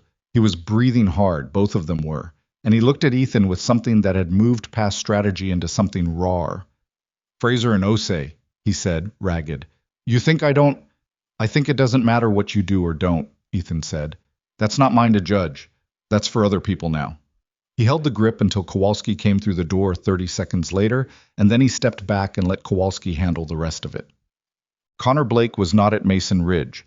That was the thing they discovered when the primary teams had secured the facility and accounted for Davis's 4-man crew and extracted Amelia from the lower-level corridor where Thresh had kept her positioned and calm for 11 minutes while the upper level got resolved. Blake was not there. He'd been running the operation remotely from a location that wasn't Mason Ridge, and the particular distance he'd kept from the physical execution of his plan was either caution or cowardice. Ethan thought probably both, because in his experience those two things more often coexisted than people like to admit. Amelia told them this on the way to the vehicles.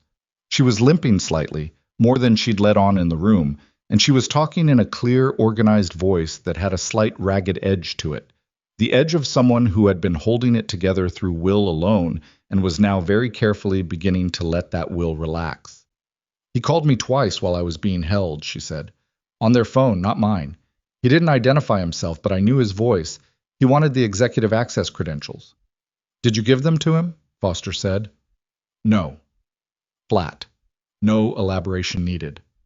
He'll know we have the facility now, Voss said. He'll run. He already has, Foster said. We issued the hold order 2 hours ago based on the financial evidence. His passport flagged at the airport at 5:45 this morning. Ethan looked at her. You have him. We have him in a room downtown asking for a lawyer, yes. Foster allowed herself something that was almost a smile. The airport is not as far from everything as people think. Amelia stopped walking. Just for a moment, at the edge of the tree line, where the vehicles were waiting and the sky above them had gone from gray to a pale, undecided blue. She stood there and put one hand against the nearest tree trunk. Not for support exactly, more like she needed something solid for a moment. Just a moment. Nobody said anything. Ethan stood 2 feet away and didn't offer help she hadn't asked for, which was the correct thing to do with someone who'd spent 6 days maintaining control of themselves and would decide for themselves when they were done doing that. After maybe 10 seconds, she straightened and took her hand off the tree. Okay, she said. To no one in particular. To herself, maybe. Okay. They walked out. At the federal building, While Amelia was being debriefed in a medical room with an EMT and a federal agent and a cup of coffee that someone had finally thought to bring her, Ethan sat in a hallway on a plastic chair and held a paper cup of water that had gone lukewarm and thought about nothing particularly coherent. Kowalski came and sat next to him. "You're bleeding," Kowalski said. "I know. You should have someone look at that." "I will." "Carter." "I'm fine, Ray." Kowalski leaned back in the plastic chair, which creaked under the weight of him. "Davis is going to have a story about Cross Harbor. He'll trade what he knows for whatever deal he can negotiate. That's fine. It's going to bring a lot of it back up. Officially." "I know." Ethan looked at the lukewarm water. "It should come back up. Officially. The file should be reopened. The investigation should be finished. Danny and Joel deserved that 8 years ago." Kowalski was quiet for a moment. "Yeah," he said. "They did." The hallway was the particular kind of institutional quiet that existed in federal buildings at 7 in the morning. Distant phones, a printer somewhere, voices behind doors that were doing the necessary work of processing what had happened into the forms and language and official record that the system required. It was not a glamorous kind of quiet. It was just the sound of things being accounted for. Foster appeared at the end of the hallway and walked toward them. "Grant's asking for you," she said to Ethan. He stood up. His ribs reminded him of the control room sharply. "Which room?" "Follow me." He followed her down the hallway, past 2 closed doors, to a room where Amelia was sitting on the edge of a cot with a bandage at her hairline and a blanket around her shoulders that she hadn't pulled tight, just draped, the way you wore something when someone offered it to you, and refusing seemed more complicated than accepting. The EMT was packing up near the door and left when Ethan came in. He stood inside the door. She looked at him. She looked different than she had in the facility. Not more fragile, but more present, if that made sense. 6 days of survival mode left a particular quality on a person's face, and now that the immediate danger was resolved, some of that was releasing. And underneath it was someone who looked exactly like the person who'd walked late at night through an empty office building, talking quietly into a phone about contracts and trust. "They told me who you are," she said. "What did they tell you?" "Former Navy SEAL, Special Operations, decorated service record." She looked at him steadily. "And that you've been cleaning the 17th floor for 2 years." "Yes." "Why?" It was the simplest possible question, and the only honest answer was equally simple. "My daughter needed a father more than she needed a hero." Amelia looked at him for a long moment. "You found the van in 4 minutes. Less than that. And then you built a financial case against Blake from public records. And then I had a lot of help from people who are better at the official parts of this than I am," he said. She pulled the blanket slightly tighter. "I'd been building a case against Blake for 6 weeks. I thought I was being careful." A pause. "Apparently not careful enough. You were careful enough to put everything on an encrypted drive instead of the company servers. You were careful enough to keep the timeline in your head so you couldn't be pushed into moving too fast." He paused.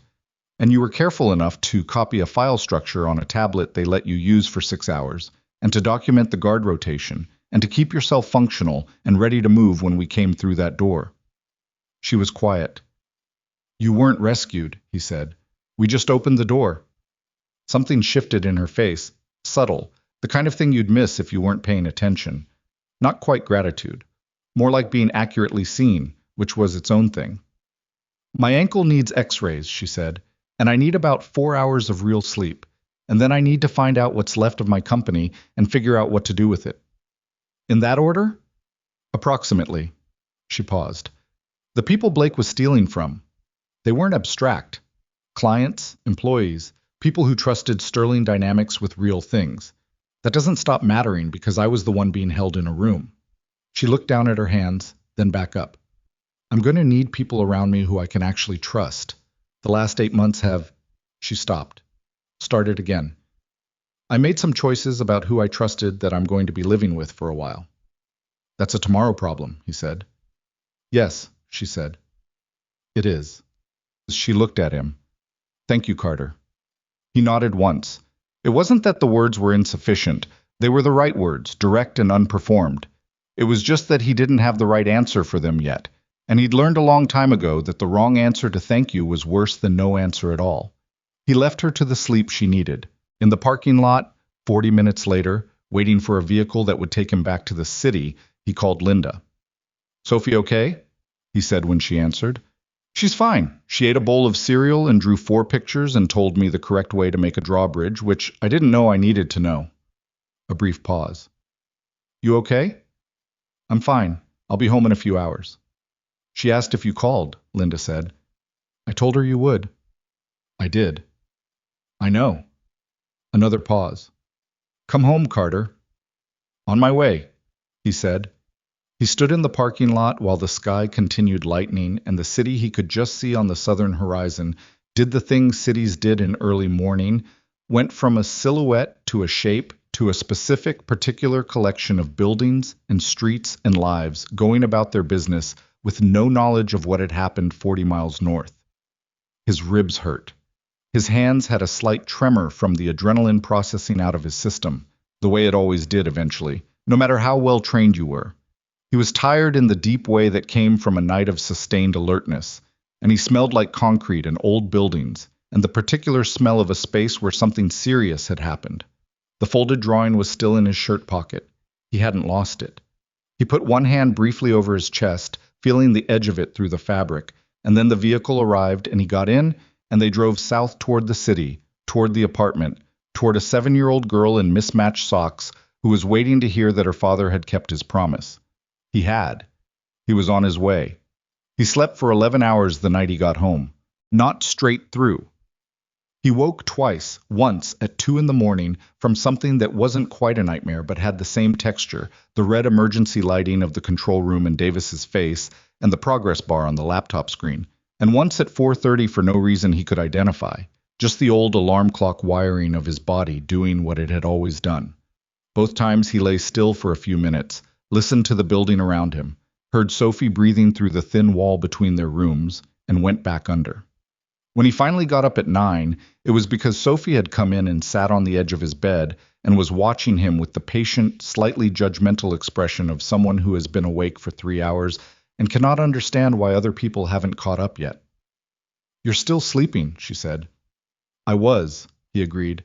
"It's 9 o'clock." "I know." "That's very late." "Sophie." "What?"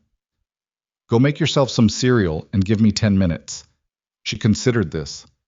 "Your face looks tired." "My face is tired. 10 minutes." She left. He heard the cabinet open in the kitchen, the particular sound of the cereal box being retrieved, and then the comfortable domestic rattle of a 7-year-old assembling breakfast with the confidence of someone who had done it before and did not require supervision.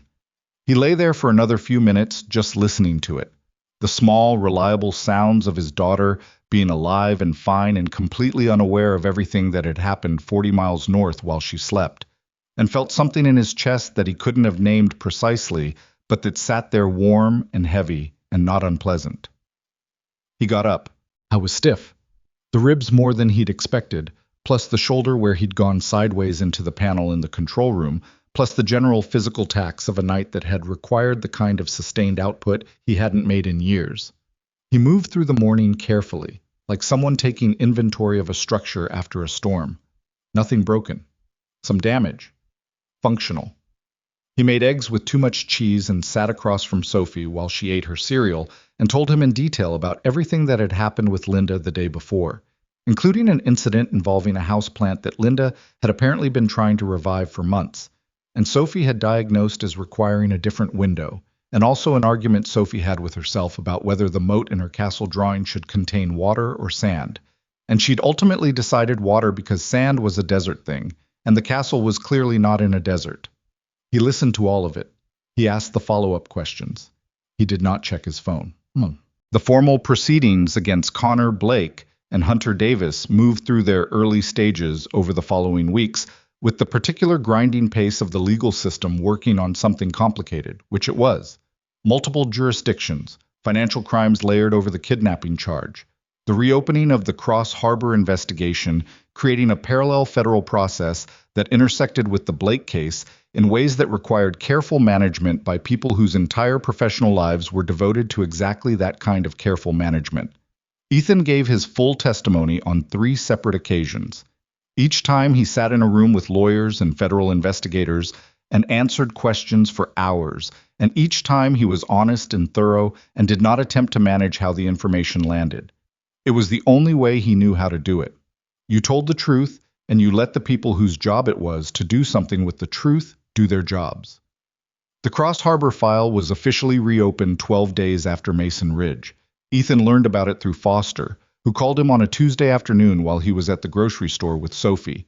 She was in the cart, theoretically too old for the cart, but she'd claimed the front child seat as a vantage point for choosing the better of 2 available pasta brands, a responsibility she took seriously. The investigation is officially active again, Foster said. Davis is cooperating. He's implicating the contractor network he was part of. It's bigger than Cross Harbor. But Cross Harbor is in the file, and the evidence you collected over the years is being formally incorporated. What does that mean for the outcome? He said. It means the record is going to be corrected. The finding of unconfirmed external compromise is going to be replaced with something more accurate. A pause. It means Danny Osei's family is going to know what actually happened. He stood in the pasta aisle for a moment. Sophie looked up from her comparative pasta analysis. Dad, are you okay? Yes, he said. And then, because she was 7 and she always knew, give me a second. She gave him a second. She picked the pasta with the blue box, which she'd been leaning toward anyway, and put it in the cart and didn't say anything else, which was its own kind of grace. Thank you, he said to Foster, for all of it. You did most of the work, she said. I found a van, he said. You did the rest. She made a sound that was almost a laugh. We'll argue about the credit distribution another time. He ended the call. Sophie was watching him from the cart seat with those dark, evaluating eyes. Good news? She said. Yeah, he said. I think so. She nodded, satisfied. Can we get the cookie cereal? Absolutely not. That's not a no. It's a no, Sophie. She accepted this with the philosophical resignation of someone who had learned that not every negotiation could be won, and that maintaining your position for the next negotiation mattered more than winning any single one. She turned back to surveying the aisle from her elevated position, and he pushed the cart forward, and the afternoon continued being the ordinary, irreplaceable thing it was. He went back to Sterling Dynamics 3 weeks after Mason Ridge. Not to clean. The circumstances under which he returned were different enough from the ones under which he'd left that walking back through the building's lobby in his gray uniform would have been its own kind of fiction. He went in through the front entrance, which he'd used exactly twice in 2 years, and signed in at the visitor desk, and was taken up to the executive floor by a young assistant who seemed slightly uncertain what category of visitor he fell into, which was fair because the category was genuinely unusual. Amelia's office was different than it looked after hours. During the day it had the texture of active occupation, papers, an open laptop, 2 phones, a whiteboard with something half erased and half written in what he recognized as her handwriting from the folder she'd handed him in the facility corridor. She was standing when he came in, which was not what people usually did when they'd called a meeting, and she came around from behind the desk and extended her hand, and they shook like 2 people who had been through something and were now in the part that came after. Sit down, she said. You want coffee? I'm fine. I'm having some. She poured from a carafe on the sideboard. The ankle was healed, or close enough to it that she moved without any visible compensation. The cut at her hairline had left a small scar that her hair partially covered. She sat in the chair across from him rather than behind the desk, which he registered as a choice. How are you? He said. Better than 3 weeks ago. She held the cup in both hands. Which is not a high bar, but I'll take it. A pause. The board voted last week on the restructuring plan. We're dissolving the subsidiaries Blake used for the shell companies, and we're bringing in an independent compliance team for the next 18 months. She looked at him. We also have a significant gap in our security infrastructure. Not just the technical side, the culture of it. The way the building actually worked, the way people were looked at, or not looked at. What was considered worth paying attention to. I know, he said. I worked there for 2 years. I know you did. She set the coffee down. I want to offer you the position of Director of Security Operations, which would mean building the function from the ground up. Protocols, personnel, culture, The whole thing. She paused. I'm not offering it because you rescued me. I'm offering it because you're the only person I've encountered in the last year who actually understood what was happening in that building when no one else was watching. He looked at her for a moment. He'd thought about this, had thought about it since Foster first told him Chow had signed off on his involvement, had felt the outline of it taking shape somewhere in the back of his mind. Not quite believing it was real because he'd learned to be careful about the things you wanted before you knew whether you were actually going to get them. I have conditions, he said. I expected that. I need a schedule that puts my daughter first.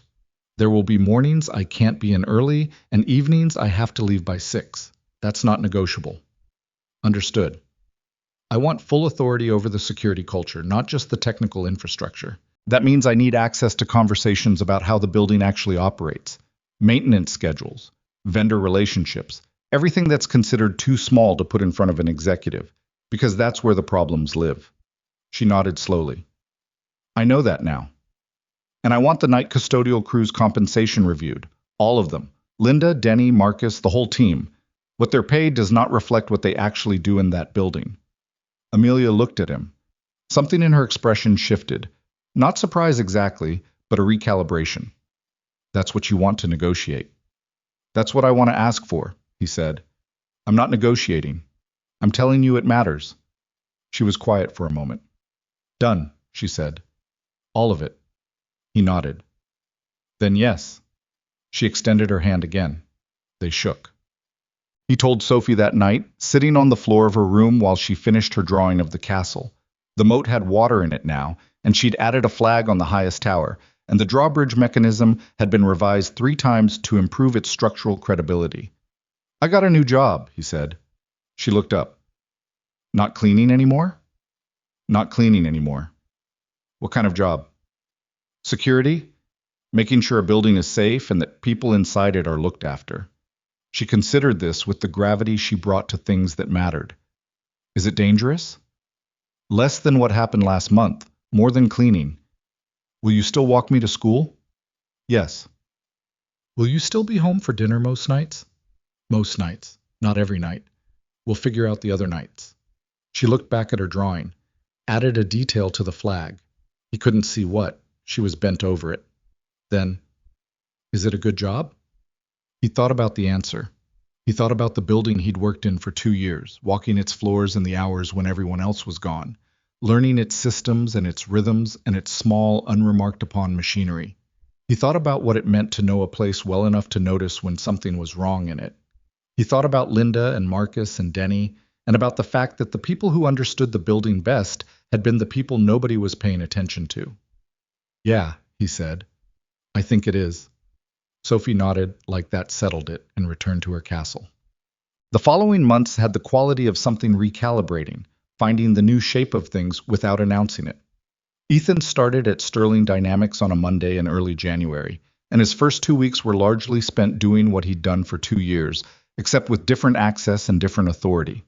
Walking the building, talking to the people in it, asking questions that senior staff had apparently never been asked before. He had a conversation with Carl Briggs, the facilities supervisor, the man who'd assigned him to the executive floors, that lasted almost 2 hours and covered everything from ventilation schedules to vendor access logs to the specific ways in which certain contractors had been given keys that nobody had tracked carefully enough. Carl was initially guarded, in the way of someone who suspected he was being evaluated rather than consulted, and Ethan spent the first 40 minutes just listening, and eventually Carl realized he wasn't going to be blamed for what he hadn't known, and he opened up, and what he knew was considerable. He had a conversation with Patrick Holt, the corporate security chief who'd stood in the parking structure with his arms crossed and managed what could be said. That conversation was shorter. Holt had already submitted his resignation, effective 30 days after the Blake arrest, and he seemed disinclined to add to whatever official record already existed. Ethan didn't push. The institutional failure that Holt represented was a systemic one, the product of a culture that had decided certain people's observations didn't warrant the same credibility as certain other people's opinions, and correcting that culture was a longer project than any single conversation. He found Denny working a day shift one morning and told him the compensation review had been completed and would appear in the next payroll cycle. Denny stared at him for long enough that it became slightly uncomfortable and then said, "Are you serious?" in a voice that had lost all of its usual ease. "Yes," Ethan said. "Like, actually more money?" Across the night crew. Everyone. Denny sat down on the edge of a supply cart. He was quiet for a moment. "I've been here 2 years and nobody ever—" He stopped. "Man. Okay." He rubbed his face. "Okay. Keep doing what you're doing," Ethan said. "You're good at it." He moved on. Behind him he heard Denny say something, but quietly enough that it wasn't meant to be heard. Marcus heard about the compensation change from Linda and came to find Ethan the following Tuesday on the 14th floor, where Ethan was reviewing the new camera installation with the technical contractor. Marcus waited until the contractor had moved on and then said, without preamble, "You know I beat you at chess the first time we played." "You did," Ethan said, "and then you won every game after that." "Most of them." "All of them." Marcus looked at him steadily. "I always knew you were letting me have that first one." "I was not."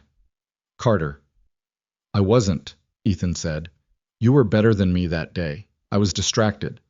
Marcus looked at him for a long moment, then made the sound of a man deciding to accept an answer he wasn't entirely sure was true. "You want to play again sometime?" "Yes," Ethan said. "Not letting you win, though." "I'll take my chances," Marcus said, and went back to work. 6 months after Mason Ridge, the Cross Harbor case produced its formal revised finding. Ethan read it in the kitchen at 6:30 in the morning before Sophie was awake, his coffee going cold beside him, the document on his laptop screen. Not dramatic in its language, because official documents never were, but clear in its conclusions. The mission had been compromised by deliberate intelligence manipulation facilitated by Hunter Davis, acting as part of a contractor network with connections to hostile interests. The failure of the original investigation to reach a definitive conclusion was attributed to the inadequacy of the evidence available at the time, a phrasing that was simultaneously true and delicate. The deaths of Specialist Daniel Osei and Specialist Joel Fraser were formally reclassified from operational casualties to casualties of deliberate sabotage. He read that line twice. He sat with it for a long time. The thing about carrying guilt for 8 years was that you developed a relationship with it. It became familiar, and familiar things had weight but also provided a kind of structure. You knew where the edges of it were. You knew how it moved through your days. You knew the moments when it would press harder and the moments when it receded enough that you could go a few hours without its particular gravity. Losing that weight was not, it turned out, simply a relief. It was also a rearrangement. The space where it had been was still there, and it took some time to understand what you were going to do with it. He called Ray Jr., Danny Osei's brother, at 8 o'clock, when he calculated the time zone difference would make it a reasonable hour.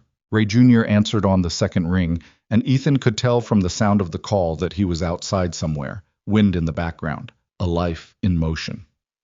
"I saw the finding," Ray Jr. said, before Ethan could say anything. "I got the notification this morning." "I'm sorry it took this long," Ethan said. "Carter." A pause. "Danny's been gone for 8 years. The finding doesn't change that." Another pause. "But it changes what we know about it, and that matters." His voice was steady, the way a person's voice was steady when they'd done a lot of processing before the phone call, and were now in the part where they could speak about it. "My mother wants to know. She asked me to ask you. She wants to know if you're okay." He had to be quiet for a moment. Danny Osei's mother, who had lost her son in an operation that had gone wrong for reasons she hadn't known, and that Ethan had spent 8 years blaming himself for, was asking if Ethan was okay. "Tell her I'm working on it," he said, "and tell her I'm grateful." "She knows," Ray Jr. said. "She's always known." He didn't know what to do with that, so he held it and said he'd be in touch and ended the call, and sat at the kitchen table for another few minutes while the apartment remained quiet around him. Sophie found him there when she came in for breakfast. She didn't say anything at first. She got her cereal, got the milk, sat across from him. Then she looked at him, the way she always looked at him, when she'd already made her assessment and was just waiting for him to catch up. "You okay?" she said. 7 years old, and she'd been asking him that with real diagnostic intent for at least 2 of them. "Better than I've been in a while," he said. And it was true. in the complicated way that true things usually were, not simple, not complete, but accurate. She nodded and ate her cereal. The security center opening was on a Saturday in late October, which put it far enough into autumn that the light had that quality of clarification it got in fall. Everything more exact, the shadows longer and sharper, the sky a blue that didn't occur in other seasons. Sterling Dynamics had converted 2 floors into a modern security operations hub, with a training center adjacent to it, and the opening was an internal event, not a press thing, not a public event, just the people who worked in the building and some city officials and a representative from the federal task force, which turned out to be Foster, who arrived 15 minutes late in a coat that was slightly too light for the weather and accepted a cup of coffee with the gratitude of someone who had not had time to make their own that morning. Sophie was there because Ethan had told her she could come, and because Linda had offered to keep an eye on her during the formal portion, and because Sophie had requested to attend with the directness of someone who had decided she had standing in this matter. She wore a blue dress she'd selected herself and her good sneakers, which was a compromise they'd reached. Dress for the occasion, comfortable shoes because she had opinions about shoes. And she sat through the short formal program with the engaged patience of a child who was genuinely interested in the proceedings and not just tolerating them. Amelia spoke briefly. She talked about what the company was building, not in the corporate language of official events, but in the language of someone who had spent 6 days in a room thinking about what actually mattered and had come out the other side with a cleaner answer than she'd gone in with. She talked about the people who understood the building best, being the people who'd been invisible inside it. She didn't use Ethan's name at his request, but she didn't obscure what she was talking about either. When the formal portion ended and the room shifted into the looser configuration of a gathering where people were moving around and the coffee table was doing more business, Sophie found Ethan near the window and pulled on his jacket sleeve. "Are you a hero?" she asked. He looked down at her. She was looking up at him with the expression she wore when she was asking a real question rather than a performative one, fully present, fully serious, waiting for an answer that she would actually think about. He crouched down so they were at the same level. "No," he said, "but you helped that lady." "Yes." "And you found out that the bad people were bad." "Other people helped with that part." "But you started it." He thought about the parking structure, about the moved camera and the piece of nylon webbing and the tire marks in the dust. He thought about Gary at the security desk saying, "I'll send a note to the morning team." He thought about the particular experience of being the person in the room whose observations don't register, whose presence doesn't compute, who exists in a category that the people around them have decided doesn't require serious consideration. He had spent 2 years being invisible in that building, and the invisibility, which had felt like a cost, had turned out to be a kind of knowledge, the knowledge of what a place looked like when nobody was performing for it, when the seams showed and the systems ran on habit rather than intention, and the gap between what an institution said it was and what it actually was became visible to anyone patient enough to look. He hadn't planned it that way. He'd gone there to disappear, and what he'd found instead was that you couldn't actually disappear. You just changed what you were visible to. "I was just someone who was paying attention," he told Sophie, "when it mattered." She thought about this with the focused consideration she brought to things that deserved it. "Is that enough?" she said. "Sometimes," he said. "If you do it right, sometimes that's the most important thing there is." She seemed to weigh that, turning it over. Then she leaned forward and hugged him, which she did sometimes without warning and always with her full attention, the complete commitment of a small person who had decided that this was the moment for it. He hugged her back. Over her shoulder he could see the room, the people moving through it, the officials talking to Amelia near the window, Foster standing to one side with her coffee and her slightly too light coat, Marcus in the far corner talking to someone Ethan didn't recognize with the measured confidence of a man who had always known his own value, regardless of whether the institution he worked for had caught up to that knowledge. Linda was near the coffee table, in conversation with 2 women from the day administrative staff, laughing at something with the ease of a person who was entirely comfortable wherever she happened to be standing. Ethan had spent 11 years in a life that was defined by extreme clarity of purpose. The mission, the team, the objective. The cost of that clarity was high, and he'd paid it, and then the clarity had been taken from him in a night that ended in loss and didn't resolve cleanly, no matter how many years he spent trying to resolve it. What he'd found afterward was something quieter and less certain and more complicated, and also, he had come to understand, more honest about what life actually was. Not a series of missions with clear objectives and defined endings. Not a story that moved toward resolution in a straight line. Something more ragged than that, more subject to accident and consequence, and the small, unremarkable decisions that accumulated into who you were before you'd consciously chosen any of it. He had chosen to leave the life that was killing him. He had chosen to be a father over being a soldier. He had chosen to take a night custodial job in a building he had no connection to and show up every night and do the work carefully and pay attention, because those were the things he knew how to do, and they were what Sophie needed him to do, and so he'd done them. And then one night in November, he'd noticed a camera was 3 degrees off its usual angle, and everything had followed from that. You couldn't plan for the moment. You could only be ready for it by being, in all the smaller moments that preceded it, the kind of person who was paying attention.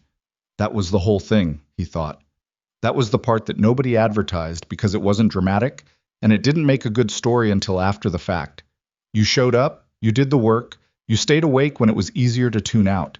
And eventually, because the world was exactly as complicated and broken and full of hidden connections as you suspected it was, that attentiveness would matter in a way you hadn't anticipated and couldn't have predicted. Or maybe it wouldn't. Maybe you just paid attention your whole life and nothing dramatic came of it, and what you got instead was a thorough knowledge of the particular world you moved through and the people in it. That wasn't nothing. That was actually quite a lot. Sophie pulled back from the hug and looked at him. There was something on her face that was too complex to name, love, and the beginning of something more adult than love, some growing understanding of who her father was and what he'd been carrying, assembled from years of small observations and careful listening. "You should probably go talk to people," she said. "It's your party." "It's not my party." "It kind of is." She straightened his jacket collar, which had gotten displaced during the hug, with the matter-of-fact competence of someone who had decided this was her responsibility. "Go." He stood. Amelia was crossing the room toward him. She'd finished with the officials and had her coffee and was navigating the space with the particular directness she brought to everything, moving toward what she'd decided to move toward without a lot of negotiating with herself about it. Foster had spotted him and was making her way over too. Near the window, Kowalski, who'd shown up unannounced 20 minutes into the event and helped himself to 3 cookies from the refreshment table, raised his coffee cup in Ethan's direction in the gesture that served as both greeting and toast. Sophie drifted toward Linda, who welcomed her into the conversation with the natural ease of a woman who always had room.